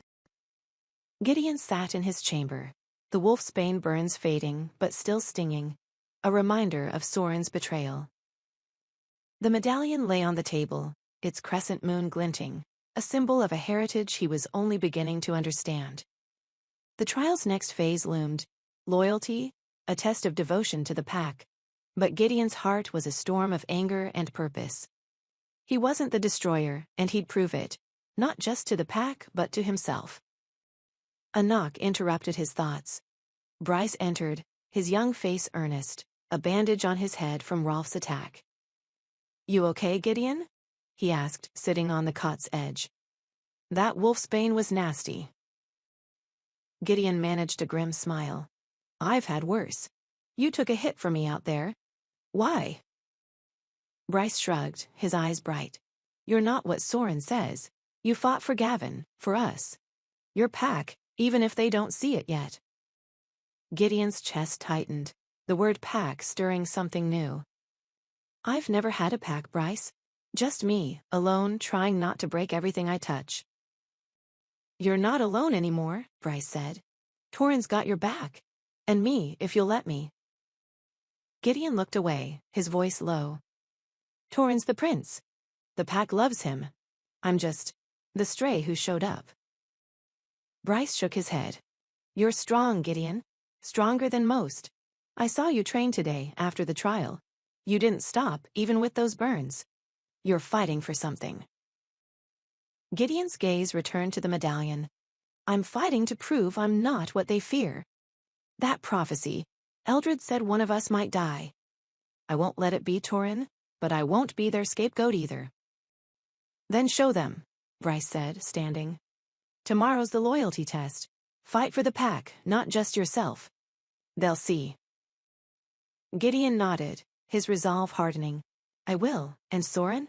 He's not getting away with what he did. After Bryce left, Gideon trained alone in the courtyard, his movements fierce, each strike a defiance of the prophecy's shadow. Lyra, passing by, paused to watch. You're relentless, she called, her tone approving. Keep that fire, Gideon, the pack needs it. Gideon paused, panting. They need Torrhen. I'm just trying to prove I belong. Lyra smiled, rare and warm. You're doing more than that. You're showing them what a true alpha looks like. As she walked away, Gideon gripped the medallion, his eyes on Fenmore's towers. He'd fight, not for power, but for a place in this world, and for the brother he was only beginning to know. Chapter 26. The forest beyond Fenmore's gates was shrouded in twilight, the air thick with the scent of pine and damp earth. Torrhen stood alone on a rocky outcrop, his auburn hair tousled by the wind, his amber eyes fixed on the horizon where the rogue attack had occurred days ago. The Alpha Trial's second phase, strategy, had cemented his and Gideon's potential, but Soren's wolfsbane trap had left a scar on Torrhen's trust. The blood call thrummed in his chest, a constant reminder of Gideon, his twin, whose raw strength both awed and unsettled him. A rustle broke his thoughts. Vera emerged from the shadows, her black hair wild, her sharp features lit by the fading sun. Torrhen, she said, her voice smooth as venom. The prince alone, where's your shadow? Torrhen's hand went to his sword, his voice cold. What do you want, Vera? You've caused enough trouble. She laughed, circling him. Trouble? I'm offering salvation. Gideon's a storm, Torrhen. You saw him in the trial. Untamed, dangerous. The prophecy says one of you destroys Fenmore. You know it's him. Torrhen's jaw tightened, the blood call flaring. He's my brother. He fought for the pack same as me. For now, Vera said, stepping closer. But he's angry, bitter. He'll challenge you, take your crown. I can stop him, quietly. No blood on your hands. Torrhen's grip on his sword tightened, her words striking a hidden fear. Gideon's power, his defiance. It mirrored Torrhen's own, but wilder, unpolished. What if the prophecy was true? You're asking me to betray my brother, he said, his voice low. Why should I trust a rogue? Because I see what you won't, Vera said, her eyes gleaming. Fenmore needs one alpha, not two. You're the heir, trained, loved. Gideon's a threat, even if you don't want to admit it. Let me handle him, and you secure your throne. Torrhen's heart pounded, the temptation gnawing at him. Gideon's arrival had shaken his world, his role as heir now questioned by the pack and his own doubts. But the blood call roared, a bond deeper than ambition. No, he said, stepping back. Gideon's not my enemy. You are. Vera's smile didn't waver. You'll regret this, Prince. When the prophecy comes for you, Don't say I didn't warn you. She vanished into the forest, leaving Turin alone with his thoughts. He sheathed his sword, his resolve shaken but intact. Gideon was his brother, prophecy or not, and he'd face the trial's final test with him, not against him. Chapter 27. In the seer's chamber, a cramped room tucked beneath Fenmore's tallest tower, shelves groaned under the weight of ancient scrolls and tomes. Leora stood before a cluttered table, her auburn hair pulled back, her eyes scanning a parchment Eldred had unrolled. The seer's hands, gnarled but steady, traced faded runes, her milky eyes distant with memory. The prophecy's shadow had grown darker with Gideon's arrival, and Leora sought answers, desperate to protect her sons. "This scroll," Eldred said, her voice a rasp, "is older than Fenmore itself. It speaks of the Blood Moon twins, but not as we thought." Leora leaned closer, her voice urgent. "What does it say? Alaric's breaking under the guilt, Eldred. He thinks Gideon's the destroyer. Tell me there's another way." Eldred's finger paused on a rune, her voice softening. "The prophecy calls one twin the destroyer, but the word, Ragnar, can mean reformer, not ruin. The destroyer might not tear Fenmore down but reshape it, break its old ways." Leora's breath caught, hope flickering. "Reshape it? You mean Gideon could save the pack, not doom it?" "Or Torin," Eldred said, her gaze sharpening. "The prophecy doesn't name which twin, but it warns of sacrifice. One may yield or fall for the other to rise." Leora's hands trembled, gripping the table. "Sacrifice? You're saying one of my sons might die?" "Not always," Eldred said, rolling the scroll. "The scrolls speak of choice. If the twins unite, their bond could defy the prophecy's doom. But division, anger, betrayal will fulfill it." Leora paced, her voice rising. "Then why keep this from us? You let us send Gideon away, let us fear him." Eldred's staff tapped the floor, her tone firm. "I told Alaric what I saw then.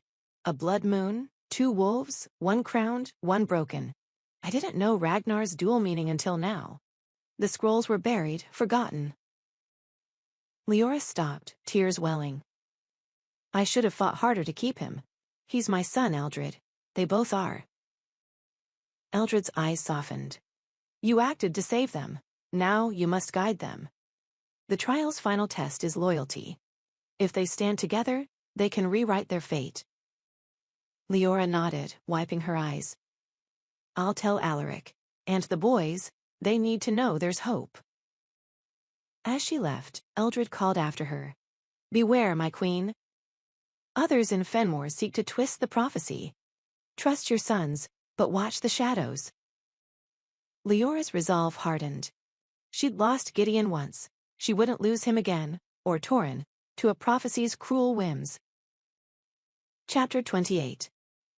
The moon hung low over Fenmore's training grounds, its silver light glinting off the weapons of a growing crowd. Soren stood on a wooden platform, his blonde hair tied back, his green eyes blazing as he addressed a faction of the pack, mostly young warriors like Rolf and Kale, their faces taut with frustration.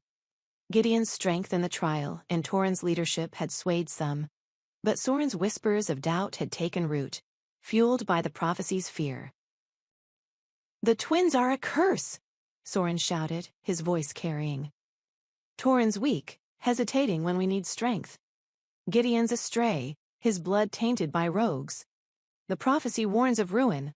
Why do we let them lead?" Rolf raised a fist, his voice rough. "Soren's right.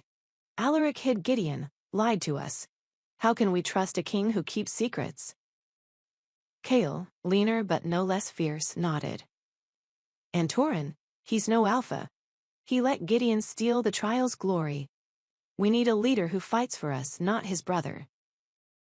The crowd roared, some drawing blades, others shifting into half-wolf forms, their eyes glowing. Torin and Gideon, alerted by Bryce, arrived at the edge of the grounds, their presence halting the chants. Torin stepped forward, his voice steady. Soren, you're tearing the pack apart. Stand down or face me. Soren laughed, leaping from the platform. Face you?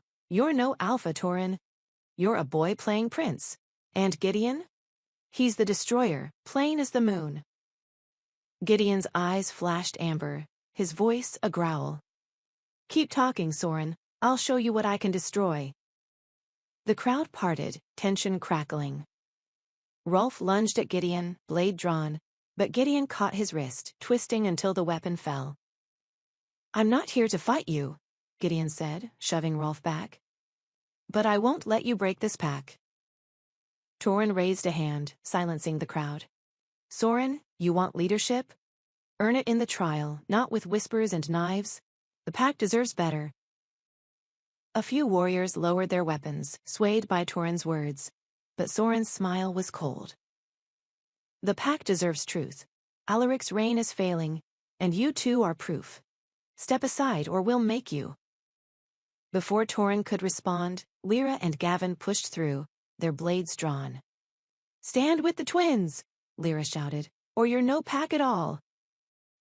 The crowd wavered, but a horn sounded, Alaric's signal. Guards poured in, led by Thane, dispersing the rebels. Soren slipped away, Rolf and Kale following, but his words lingered, a poison in the pack's heart. Torin turned to Gideon, his voice low. We need to end this, Gideon. Together. Gideon nodded, his jaw tight. For once, we agree. Chapter 29. Dawn broke over Fenmore, the stronghold tense with the aftermath of Soren's rebellion. Alaric stood on the battlements, his cloak billowing, his eyes scanning the forest where Soren had fled. The trial's final test, loyalty, was hours away, but the pack's fracture weighed heavier than the prophecy. Toran and Gideon joined him, their faces grim, the blood call a silent bond between them. Father, Toran said, his voice steady. Soren's gone too far. He's rallying rogues, maybe Vera. We need to stop him before the trial. Alaric's gaze didn't waver from the horizon. I know. I should have seen his ambition sooner. My brother's blood runs in him, treachery's in his veins. Gideon stepped forward, his voice rough. You're talking about traitors, but what about me? You hid me, lied to Torin.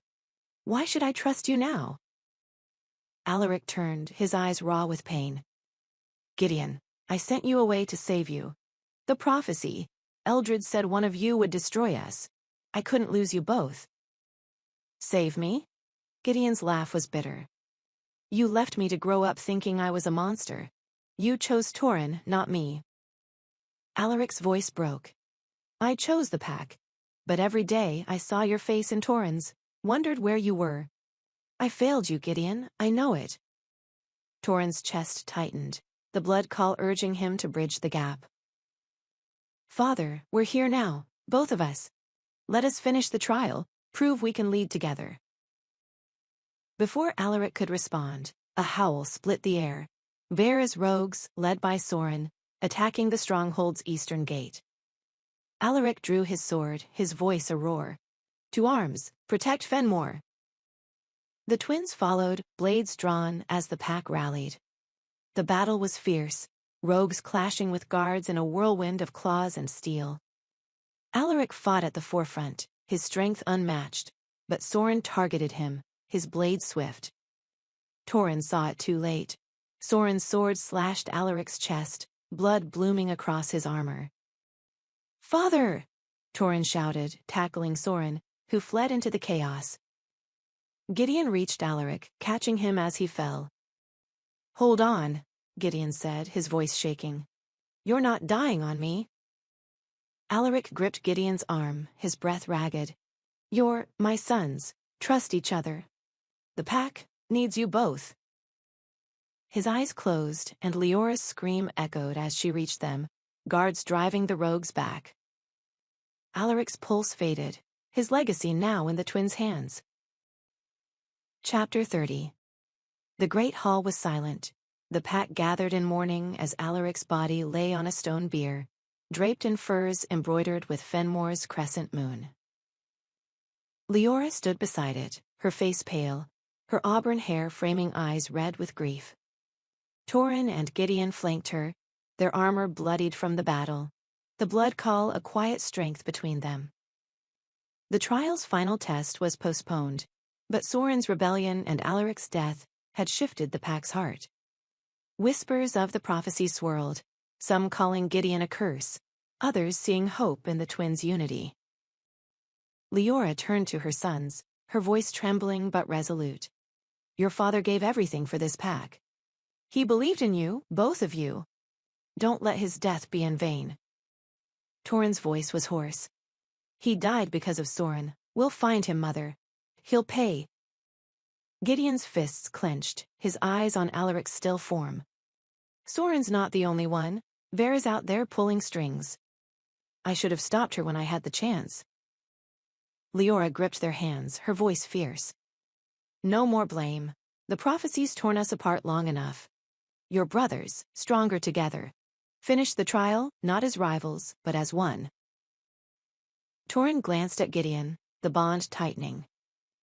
She's right, the pack's watching, Gideon. If we fight each other, Soren wins. Gideon's jaw tightened, his anger warring with grief. I don't know if I can lead, Torin. I wasn't raised for this, but I won't let Father's death mean nothing. Leora's tears fell, but her voice held steady. You're my sons. Fenmore's blood runs in you both. The prophecy says one leads, one destroys, but Eldred found a clue. The destroyer could be a reformer, breaking old ways. You can change Fenmore together. Gideon's eyes met hers, raw with pain. You believe that? After everything, you think I'm not the curse? You're my son, Leora said, cupping his face. Not a curse, a gift. Both of you. Promise me you'll face the trial together. Torin nodded, his voice firm. We will, Mother. For Father, for the pack. Gideon hesitated, then nodded, his voice low. For him, and for us. As the pack began their morning rites, Leora's plea bound the twins closer, their shared grief a new foundation. The trial loomed, but so did Soren's threat, and the prophecy's shadow was far from lifted. Chapter 31. The great hall of Fenmore was a somber chamber, its stone walls draped in black furs to honor Alaric's passing. The pack gathered in tense silence, their eyes darting between Torin and Gideon, who stood side by side at the hall's center, their auburn hair and amber eyes mirroring each other under the torchlight. Leora stood before them, her face pale but resolute, her role as queen now carrying the weight of a pack without a king. The Alpha Trial's final test, loyalty, loomed, but whispers of Soren's treachery had spread, fueled by evidence found in the aftermath of the rogue attack. Elder Halvard stepped forward, holding a bloodied letter bearing Soren's seal. This was found on a slain rogue, he said, his scarred face grim. It proves Soren allied with Vera, orchestrating the attack that killed Alaric. The pack erupted in murmurs, some outraged, others disbelieving. Torin's fists clenched, his voice steady but laced with anger. Soren betrayed us all. He used the prophecy to divide us, to weaken Fenmore. He's no longer pack. Gideon's eyes flashed, his voice rough. He tried to kill me in the trial with Wolfsbane. Now he's killed our father. Where is he? Elder Ismane raised a hand, her silver-streaked hair glinting. Soren fled with Rolf and Kale. Scouts report they're hiding in the eastern woods, likely with Vera's rogues. But the pack must decide. Do we hunt them or focus on the trial? Lyra, the warrior who'd fought beside the twins, stepped forward. Hunt them, she said, her voice fierce. Soren's a traitor. He doesn't get to slink away after this. Bryce, his head still bandaged from the trial, nodded. Lyra's right, but the trial matters too. Torin and Gideon, they fought together, saved us from the rogues. There are alphas now. Soren's remaining loyalists, fewer now, shifted uneasily. A young warrior, Tilda, spoke up, her voice hesitant. What about the prophecy? Gideon's still a stranger. How do we know he's not the destroyer? Gideon's jaw tightened, but Torrens spoke before he could. Gideon's my brother. He's proven his loyalty in blood. The prophecy's a warning, not a sentence. We'll face it together. Leora's voice cut through, clear and commanding. Enough division. Alaric died for this pack, and his sons stand united. The trial continues tomorrow, and the pack will see their strength. As for Soren, we'll deal with him, after we secure our future. The pack nodded, their trust in Leora and the twins outweighing their fear. Halvard raised the letter. Soren's betrayal is clear. He's banished. If he returns, he faces death. As the council dispersed, Gideon pulled Torren aside, his voice low.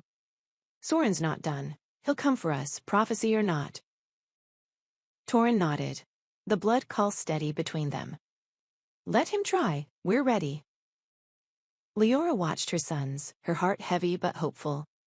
Soren's betrayal had united the pack, but the trial's final test would determine if her sons could truly defy the prophecy. Chapter 32. The trial grounds were transformed into a battlefield, a sprawling clearing ringed by bonfires that cast flickering shadows across the pack's faces. Turan and Gideon stood at the center, their armor gleaming, their expressions resolute. The final test of loyalty required them to lead a mock defense against a rogue assault, simulated by Fenmore's finest warriors, Thane, Lyra, and Gavin, playing the enemy. The pack watched, their loyalty to the twins solidified by Soren's betrayal, but still fragile under the prophecy's weight. Thane stepped forward, his grizzled face stern. This is no game, princes. You lead the pack against us. Protect the stronghold, or fail as alphas. Torren nodded, his voice steady. We'll protect Fenmore.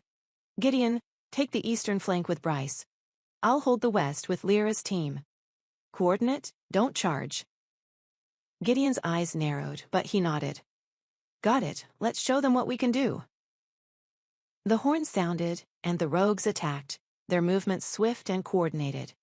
Thane led a frontal assault, while Lyra and Gavin flanked from the sides, testing the twins' leadership. Torren directed his team with precision, forming a defensive line that held against Thane's charge. Gideon, on the eastern flank, rallied Bryce and the younger warriors, his raw charisma drawing them together. Hold the line, Gideon shouted, blocking Gavin's blunted spear. Bryce, cover the gap. Bryce moved, his speed surprising Gavin, who fell back.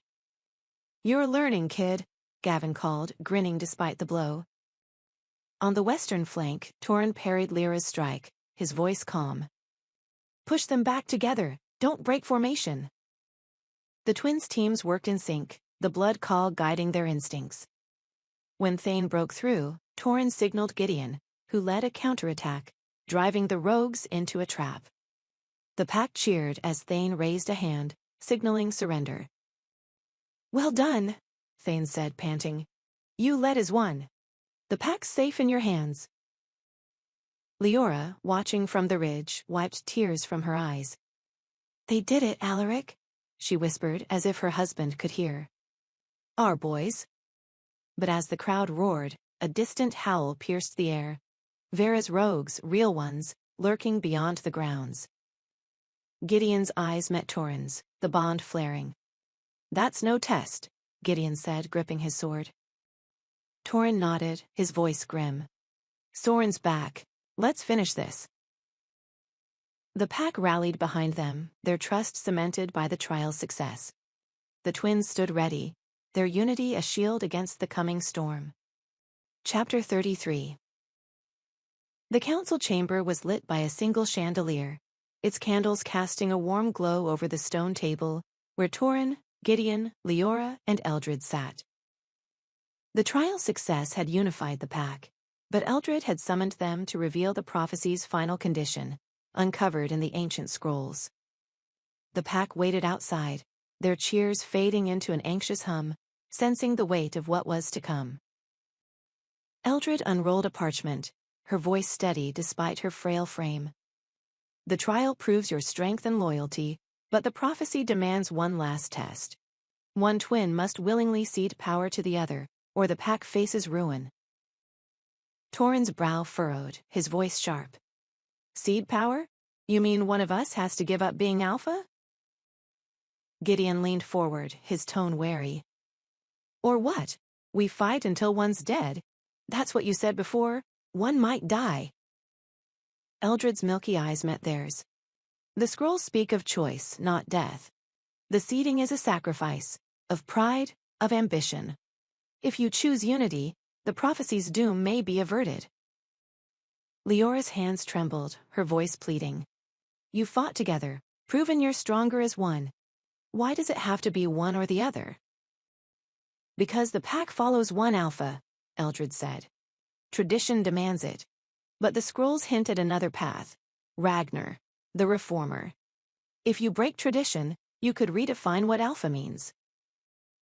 Torin glanced at Gideon, the blood call a steady pulse. I've been raised for this, Gideon. The pack knows me. But you're strong, maybe stronger. What do you want? Gideon's jaw tightened, his eyes on the medallion at his neck. I didn't come for a crown, Torin. I came for answers, for a place. But the pack sees me as a threat. If I stay, they'll always wonder if I'm the destroyer. Leora reached for his hand, her voice soft. You're not a threat, Gideon. You're my son. The pack's warming to you. Bryce, Lyra, they see your heart. Gideon pulled away, his voice rough. Maybe, but this prophecy, it's a cage. One of us has to step back or it'll tear us apart. Torin stood, his voice firm. Then we don't step back, we lead together, break the tradition. The pack's ready for change. Eldred nodded, a rare smile touching her lips. A bold choice, but it risks division. The pack must accept you both, or Soren's lies will take root again. Gideon met Torin's gaze, doubt lingering. You really think they'll follow us both? After everything? I think they'll follow strength, Torin said. And we're strongest together. Leora's eyes glistened, but she nodded. Then propose it to the pack. Face the prophecy as brothers. The twins agreed, their bond a fragile hope against the prophecy's test. But outside, Soren's howl echoed, a reminder that their enemies were closing in. Chapter 34. The forest clearing was quiet, the moon casting silver light over Gideon as he stood alone, the medallion heavy around his neck. The trial's success and Eldred's revelation had shifted something in him, but the prophecy's weight pressed harder. He'd fought for the pack, earned their respect, yet the word destroyer lingered, a shadow he couldn't shake.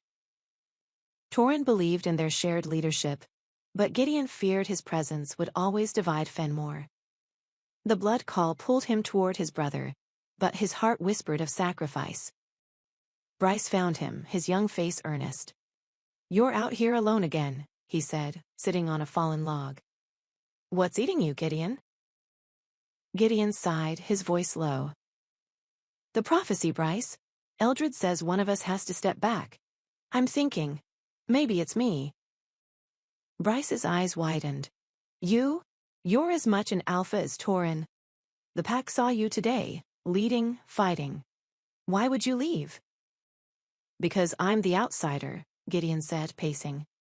Torin's their prince, raised for this. I'm the stray they fear. If I stay, Soren uses me to split the pack. If I go, they unify under Torin. Bryce stood, his voice fierce. That's nonsense. You're not the destroyer. You saved Gavin, held the line in the trial. The pack's starting to trust you. Gideon's laugh was bitter. Trust? Half of them still whisper I'm cursed. Even I wonder sometimes, what if the prophecy's right? Bryce grabbed his arm, his grip firm. Then prove it wrong. You and Torin, you're stronger together. Don't run, Gideon, not now. Before Gideon could respond, Torin emerged from the trees, his expression grim. I heard you, he said, his voice low. You're thinking of leaving. Gideon met his gaze, the blood call flaring. I'm thinking of the pack, Torin. You're their leader. I'm a complication. Torin stepped closer, his voice fierce. You're my brother, not a complication. The pack needs us both. I won't let you walk away. Gideon's chest tightened, his resolve wavering. And if I'm the destroyer, you'd risk Fenmore for me? I'd risk it for us, Torin said. We're not the prophecy's puppets. Stay, Gideon. We'll face Soren, Vera, all of it, together. Gideon looked at the medallion, then at Torin, the bond stronger than his fear. All right, he said, his voice steady. I stay, but we do this our way. Torin grinned, clapping his shoulder. Our way it is. Chapter 35. The great hall was packed, every bench filled, the air thick with anticipation. Toran and Gideon stood before the pack, their armor polished, their faces resolute. Leora stood beside them, her presence a beacon of hope after Alaric's loss. The trial was complete, but the twins had one final task: to propose a new path for Fenmore, one that broke tradition and defied the prophecy. The pack's eyes were sharp, some warm with trust, others wary with doubt. Torin spoke first, his voice clear. Fenmore's strength is its unity. My father died for it, and we honor him by moving forward. The prophecy says one twin leads, one destroys. We say neither. Gideon and I will lead as dual alphas together. Murmurs rippled through the hall, some shocked, others intrigued. Gideon stepped forward, his voice rough but steady. I wasn't raised here, but I fought for you. I'm not your destroyer, I'm your brother, your son. Let us lead as one, and we'll make Fenmore stronger. Elder Halvard rose, his voice gruff. Dual alphas? That's never been done. The pack follows one leader, why change now? Torin met his gaze. Because the old ways brought us here, divided, betrayed. Soren used the prophecy to tear us apart. Together, Gideon and I can heal that. Lyra stood, her voice ringing. I fought with them, they're stronger as one. I say let them try. Bryce nodded, his voice eager. They led us in the trial, saved us from rogues. I trust them, both of them. Elder Ysmine's eyes softened. The prophecy speaks of a reformer. Perhaps this is it, a new dawn for Fenmore. What say the pack? Voices rose, some hesitant, others fervent, but the tide turned. The pack's cheers grew, a roar of acceptance. Leora's tears fell, her voice proud. My sons have spoken, will you follow? The pack roared again, their loyalty sealed. Eldred, standing by the hearth, nodded, her voice low. The prophecy bends, you've chosen unity. Torin and Gideon exchanged a glance, the blood call a steady bond. This isn't the end, Torin said, his voice low. Soren's still out there. Gideon nodded, his jaw tight. Then we face him as alphas, together. As the pack celebrated, the twins stood united, their new dawn fragile but bright, the prophecy's shadow fading but not gone. Chapter 36. The great hall of Fenmore glowed with torchlight, the air thick with the scent of pine and wax as the pack gathered to celebrate the crowning of Torin and Gideon as dual alphas. The stone walls, draped with furs bearing the crescent moon sigil, echoed with cheers, though some faces still held traces of doubt. Toran and Gideon stood on a raised dais, their matching auburn hair and amber eyes striking under the flickering flames. Leora stood beside them, her face radiant with pride but shadowed by grief for Alaric. The twins' unity had defied tradition, but the threat of Soren and Vera loomed, a storm gathering beyond Fenmore's gates. Elder Halvard raised a goblet, his scarred face softened by a rare smile. To Torin and Gideon, alphas of Fenmore, may your reign heal our wounds and forge a new path. The pack roared, goblets clinking, but Torin's voice cut through, steady and clear. This isn't just our reign, he said, his gaze sweeping the hall. It's Fenmore's. We lead together for you to protect what our father built.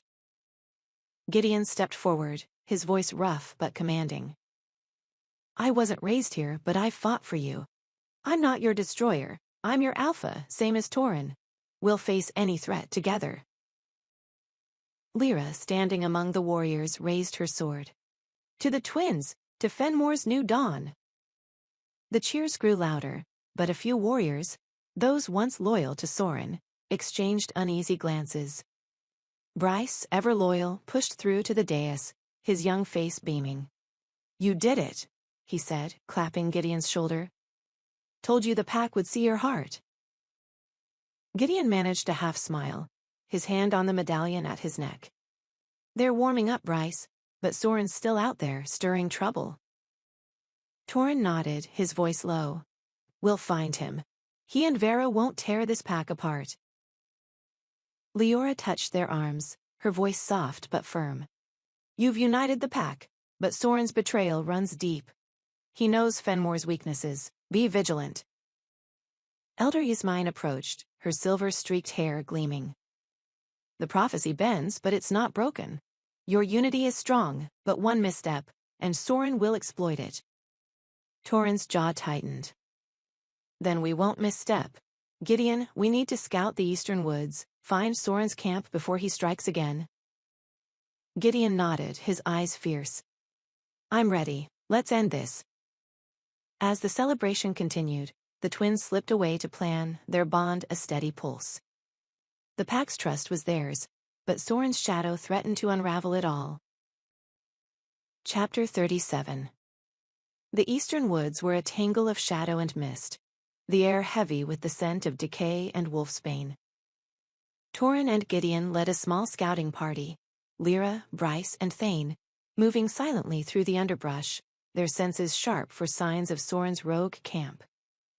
The twins' armor was light, built for speed, their swords sheathed but ready. The blood call thrummed between them, a silent guide as they tracked the faint trail of Soren's scent, mixed with Vera's acrid tang. Lyra paused, sniffing the air. "Wolfsbane again," she whispered, her voice tense. "They're masking their trail." Torin crouched, studying a broken branch. "They're close. This is deliberate. Soren wants us to know he's here." Gideon's eyes narrowed, his voice low. "He's baiting us. Thinks we'll charge in like fools." Thane, his grizzled face stern, nodded. "He's cunning but reckless. If we find their camp, we strike fast before they rally more rogues." Bryce pointed to a faint glow through the trees. "There, firelight. That's got to be them." The party crept forward, finding a clearing where a makeshift camp sprawled. Tents of hide and wood, rogues patrolling with crude weapons. Soren stood at the center, arguing with Vera, their voices carrying on the wind. "You promised me Fenmore," Soren snapped, his blonde hair glinting in the firelight. "The twins are stronger now, united. Your plan's failing." Vera's laugh was sharp, her black hair wild. "Patience, Soren. The pack's trust is fragile. One strike, kill one twin, and the other breaks. The prophecy will do the rest." Torin's blood ran cold, his hand tightening on his sword. Gideon's eyes flashed amber, his voice a growl. "They're planning to kill one of us. We end this now." Thane grabbed his arm, his voice low. "Not yet. We're outnumbered. We scout, plan, then strike." Lyra nodded, her eyes on the camp. "Vera's got at least 20 rogues. We need the pack's full strength." Torin glanced at Gideon, the blood call urging action. "We can't wait too long. Soren's rallying more every day. If we hit their supplies, we weaken them." Gideon's jaw tightened. "I say we take Vera. She's the brains. Without her, Soren's just a loudmouth." Bryce hesitated, his voice quiet. "What if it's a trap? Soren knew we'd come." Torin nodded, his voice firm. "Then we spring it on our terms. We burn their wolfsbane stockpile tonight, draw them out, and track their movements." The party retreated, setting a fire that consumed the rogue's wolfsbane, the acrid smoke rising into the night. As howls of rage echoed from the camp, the twins exchanged a glance, their resolve hardened. Soren and Vera were a threat, but the twins were ready to fight as one. Chapter 38. In Fenmore's royal chamber, Leora sat alone, A leather-bound journal opened before her. Alaric's, filled with his thoughts on the prophecy and Gideon's exile. The room was quiet, the fire low, but her heart raced as she read his final entry. If the twins unite, the prophecy may shift, but at a cost. One may pay with blood. Tears stained the page, her grief for Alaric mingling with fear for her sons. She'd kept this journal hidden, fearing its words would fracture the twins' fragile bond. A knock startled her. Eldred entered, her white braids glowing faintly, her staff tapping the floor. "You're troubled, my queen," she said, her milky eyes seeing more than they should. "What secrets do you keep?" Leora closed the journal, her voice trembling. Alaric's words. He knew more about the prophecy than he told us. He wrote of a cost, blood. I can't tell the boys, Eldred. Not now, when they're finally united. Eldred settled beside her, her voice soft but firm. The prophecy is a riddle, Leora. Alaric's fear drove him to hide Gideon, but his love for them both shines in those words. You must trust your sons with the truth. Leora's hands shook, her voice rising. Trust them? If they know one might die, it'll tear them apart. They're finally brothers, Eldred. I won't lose them to this. Eldred's gaze softened. You won't protect them by hiding the truth. The prophecy speaks of sacrifice, but not always death. It could be pride, power, something they choose to give up. Tell them, or the secret will fester. Leora stood, pacing. And if they choose wrong? If one sacrifices too much? I sent Gideon away once. I can't bear to lose him or Torin again. Eldred rose, her staff steady. Then guide them. Show them Alaric's words, but show them hope too. The pack follows them now. They're stronger than you know.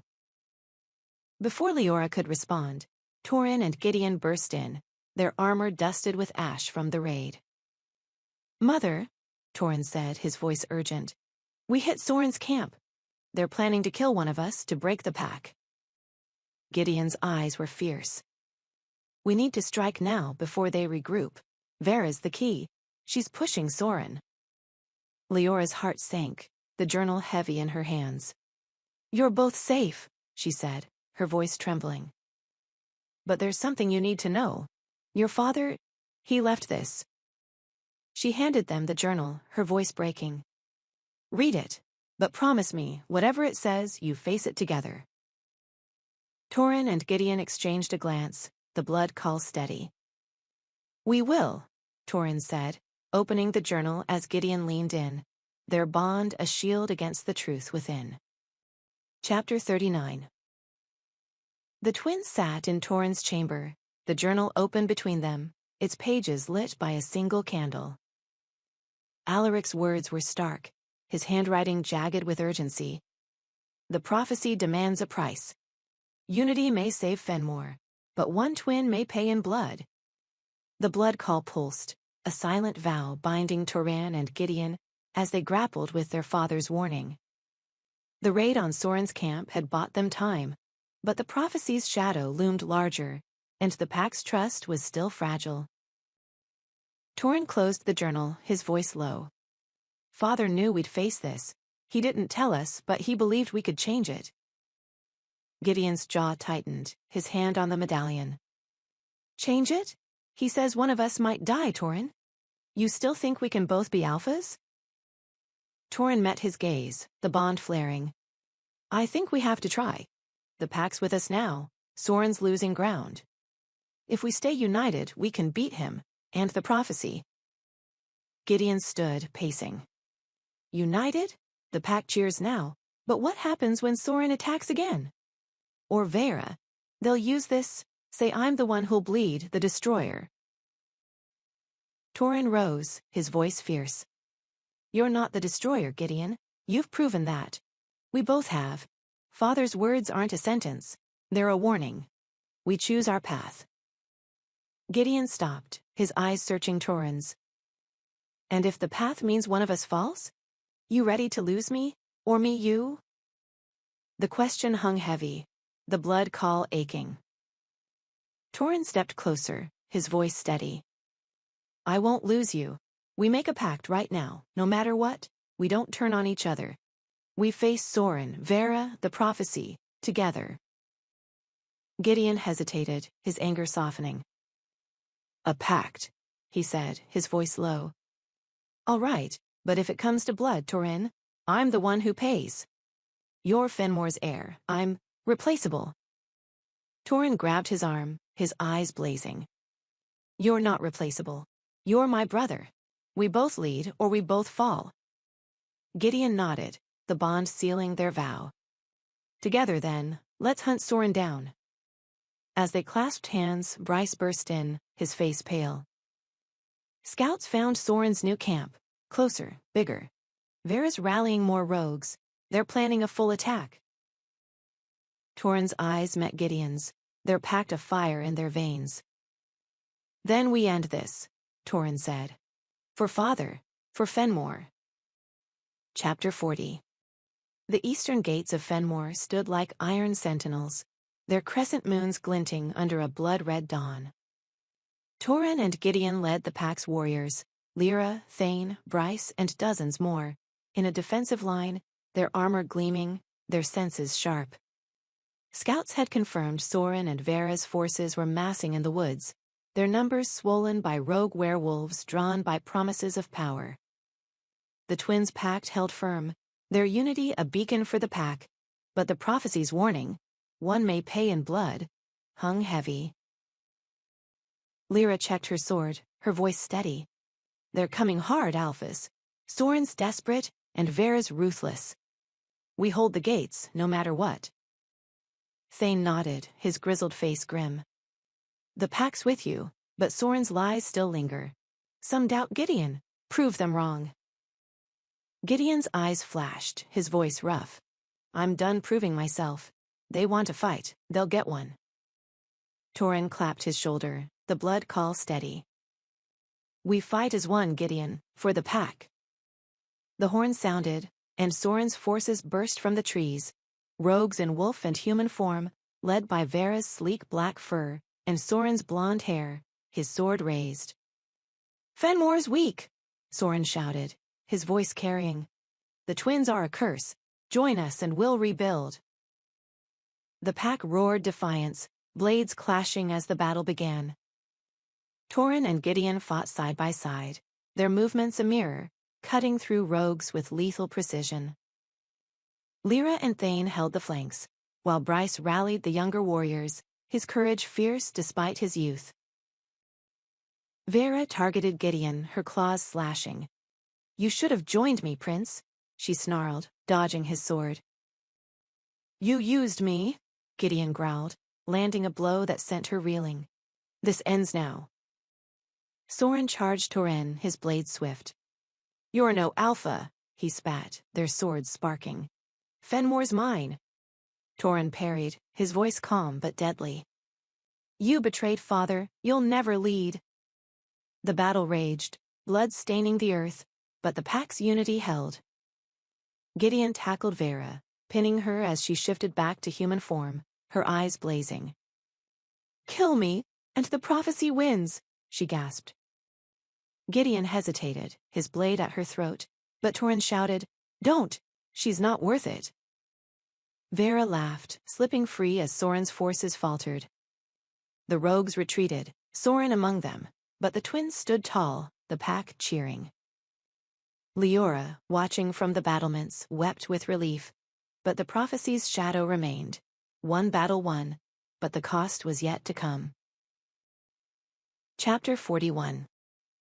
The great hall of Fenmore was hushed, its stone walls absorbing the weight of the pack's collective breath. The battle at the gates had repelled Soren and Vera's rogues, but the victory was bittersweet, the prophecy's warning. One may pay in blood, casting a shadow over the twins' triumph. Torin and Gideon stood before the pack, their armor dented and bloodied, their auburn hair matted with sweat, yet their amber eyes burned with resolve. Leora sat on the throne, her face pale but regal, while Eldred stood by the hearth, her milky eyes fixed on the twins, as if seeing their fate unfold. Elder Halvard rose, his scarred face grave. You've defended Fenmore Alphas, he said, his voice carrying. But Soren and Vera remain. The prophecy looms. What's your plan? Torin glanced at Gideon, the blood call a steady pulse between them. We hunt them, he said, his voice firm. Soren's betrayed us too long. Vera's rogues threaten our future. We end this, for Father, for the pack. Gideon nodded, his voice rough but clear. They think they can break us with fear, with this prophecy. We'll show them Fenmore's stronger than that. Lyra, her arm bandaged from the battle, stepped forward. The pack's with you, but Soren's cunning. He'll strike when we're weak. Where do we start? Bryce, his young face fierce despite a cut on his cheek, spoke up. Scouts say they're in the Black Crag, a ravine north of here. It's defensible, perfect for an ambush. Thane, grizzled and steady, frowned. That's rogue territory. Vera knows it well. You'll need more than swords to root them out. Leora's voice cut through, soft but commanding. You'll have the pack's strength, but Eldred's found something in the scrolls, a ritual to bind the prophecy's power, to choose its outcome. It requires sacrifice. The pack murmured, fear flickering in their eyes. Gideon's jaw tightened, his hand on the medallion. Sacrifice? You mean blood, don't you? One of us? Eldred stepped forward, her staff tapping the floor. Not always blood. The ritual demands a willing act, power, pride, or life. If you choose unity, you may redefine the prophecy's Ragnar, not destroyer, but reformer. Torin's eyes met Gideon's, the bond flaring. We've made our pact, he said. We lead together, or not at all. What's this ritual? Eldred's voice was grave. Under the blood moon, you offer something of yourselves to Fenmore's heart, a sacred grove north of the crag. The moon will judge your choice. Leora's hands trembled, her voice pleading. You don't have to do this alone. The pack will stand with you, but please, come back to me.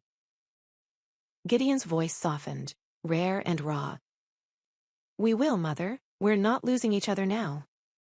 Torin nodded, his voice resolute. We leave at dawn. Soren, Vera, the prophecy. We face them all. Fenmore's future starts here. As the pack dispersed, the twins clasped hands, their pact a shield against the unknown. The prophecy's price was near, but they'd pay it together. Chapter 42.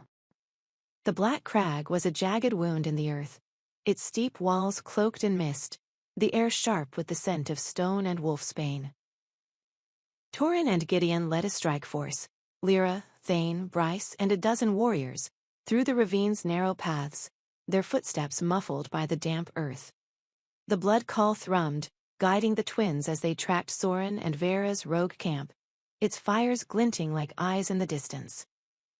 The prophecy's ritual loomed, but first, they had to neutralize the threat that had torn Fenmore apart. Lyra scouted ahead, her voice a whisper as she returned. 30 rogues, maybe more. Soren's at the center, Vera's guarding the rear. They've got traps, wolfsbane nets, spiked pits. Torin nodded, his voice low. We split up. Gideon, take Bryce and half the warriors, flank from the east. I'll lead the rest head-on, draw their attention. Gideon's eyes narrowed, his tone sharp. You're making yourself a target. Don't play hero, Torin. Torin grinned, the blood call steady. I'm not. We're stronger together, but we need to hit them from both sides. Trust me. Gideon grunted, gripping his sword. Fine, but if you get caught, I'm not saving your hide. Bryce smirked, nudging Gideon. You will, you're brothers. The twins exchanged a glance, their bond a silent vow, and split their forces. Torin's team advanced, triggering a wolfsbane net that Thane cut down with a roar. Rogues swarmed, their claws flashing, but Torin's blade was a blur, cutting through their ranks. Soren, he shouted, his voice echoing. Face me. Soren emerged, his blonde hair wild, his green eyes blazing. You're a fool, Torin, he sneered, his sword raised. Fenmore's mine. The prophecy's on my side. Torin parried his strike, his voice calm but deadly. "The prophecy's ours to shape. You're done, Soren." On the eastern flank, Gideon's team ambushed Vera's guards, his strength overwhelming as he tackled a rogue wolf. Vera faced him, her black fur shifting to human form, her smile cruel. "Still fighting for them, Gideon?" she taunted. "They'll never trust you." Gideon's eyes flashed amber, his blade at her throat. "I don't need their trust. I've got my brothers. Surrender or die." Vera laughed, slipping free. "The prophecy's not done with you, Prince." The battle raged, the twins' forces converging as Soren and Vera's rogues faltered. Soren fled deeper into the crag, Vera covering his retreat, but the twins pursued, their bond guiding them through the chaos. The pack's warriors secured the camp, but the true fight awaited in the sacred grove, where the prophecy's ritual would unfold. Chapter 43. The sacred grove was a hidden clearing north of the Black Crag, its ancient oaks forming a natural cathedral under the blood moon's crimson glow. Torin and Gideon stood at its heart, their armor discarded, their hands stained with battle's blood. Lyra and Thane guarded the grove's edges, ensuring no rogues followed, while Bryce carried Eldred's ritual tools, a silver bowl, a crescent moon amulet, and a vial of sacred oil. The prophecy's climax was here, the ritual to bind its power requiring a sacrifice neither twin fully understood. Eldred's voice echoed in their minds. "Offer something of yourselves and the moon will judge." The blood call pulsed, a bond stronger than fear, but Alaric's journal, "One may pay in blood," weighed heavy. Torin held the amulet, his voice steady. "We do this together, Gideon, no turning back."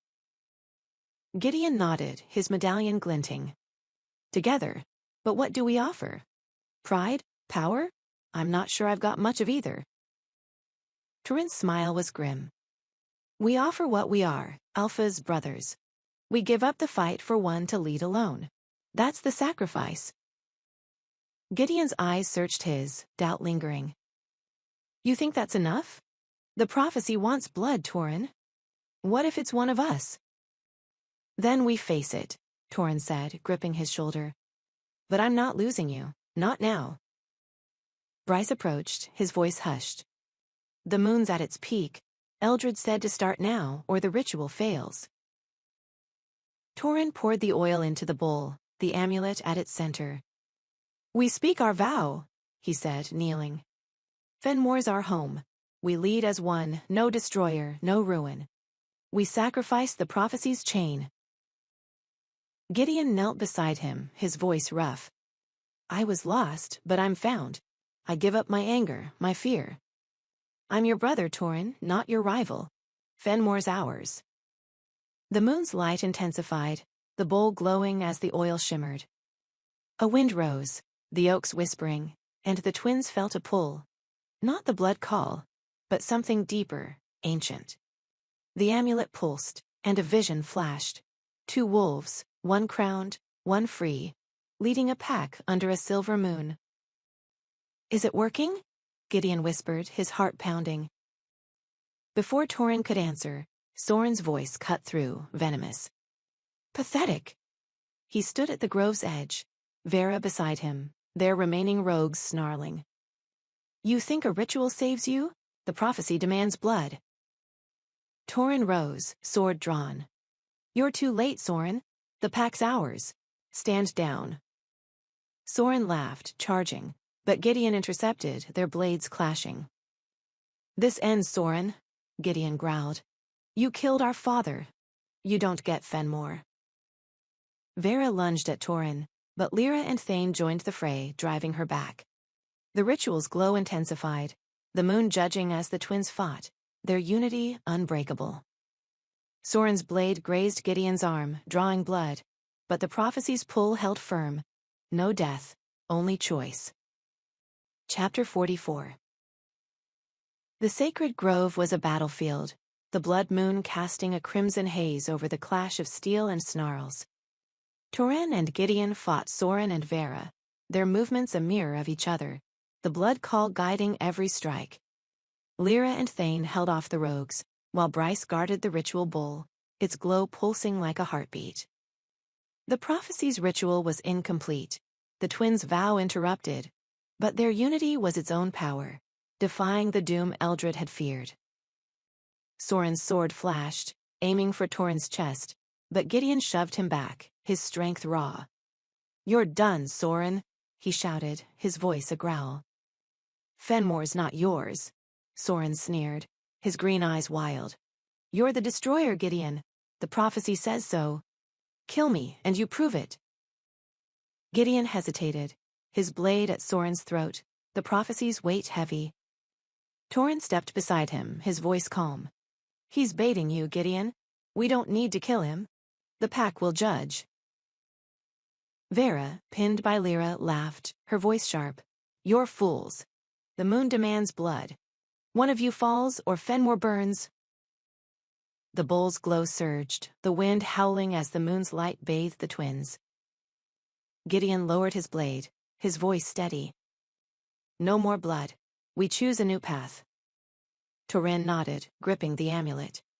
"Fenmore's ours, not the prophecy's. We lead as one." The glow erupted, a wave of light that knocked Soren and Vera to the ground. The rogues fled, their howls fading, and the bowl cracked, the ritual complete. The moon dimmed, its crimson fading to silver, and the grove stilled, the oaks silent. Bryce's voice broke the quiet, awed. "It's over. You did it." Lyra helped Vera to her feet, binding her hands. "What do we do with them?" Torrhen glanced at Gideon, the bond clear. "Exile," he said. "Soren's banished, like his father. Vera too, they'll never return." Soren's face twisted, but he stayed silent, knowing he'd lost.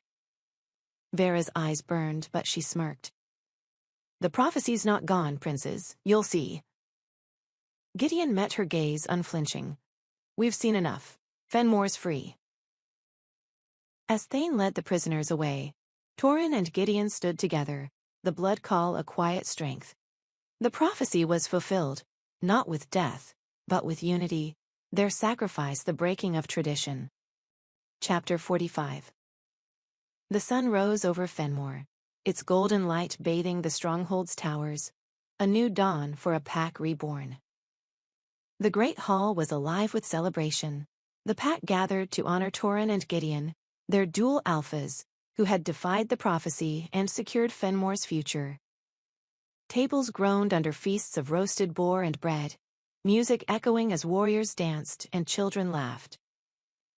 Leora sat at the head, her auburn hair adorned with a silver crown, her eyes bright with pride. The twins stood before her, their armor replaced with tunics bearing the crescent moon, their bond a beacon for all. Elder Halvard raised a goblet, his voice booming. "To Torrhen and Gideon, Alphas of Fenmore, you've broken the prophecy's chain and forged a new path. To our future." The pack cheered, their trust unbroken. Lyra approached the twins, her smile warm. "You did more than lead," she said. "You showed us what family means. I'm proud to follow you." Bryce, his wounds healed, grinned. "Told you, Gideon. The pack loves you both. No more stray talk." Gideon chuckled, his hand on the medallion. "You're a pest, Bryce, but you're right.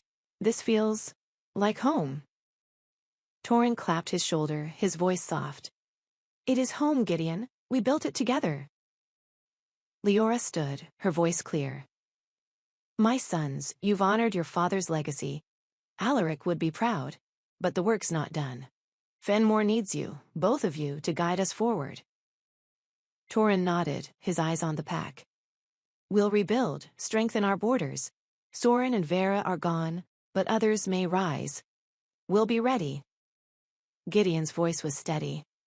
"And we'll change Fenmore, make it a place where no one's cast out, no one's feared. The prophecy's done, but we're just starting." Eldred approached, her staff light in her hands. "The moon judged you true," she said, her smile rare. "Ragnar, reformer, not destroyer. You've redefined Fenmore's heart." A young warrior, Tilda, once swayed by Soren, spoke up, her voice hesitant. What if the prophecy lingers? What if it comes back? Torin's gaze was firm. Then we face it, as we did before. Together. Gideon nodded, his eyes on Leora. For father, for mother, for the pack. The celebration continued, the hall alive with hope. Outside, the forest stood quiet, the black crag a memory, the blood moon a legend.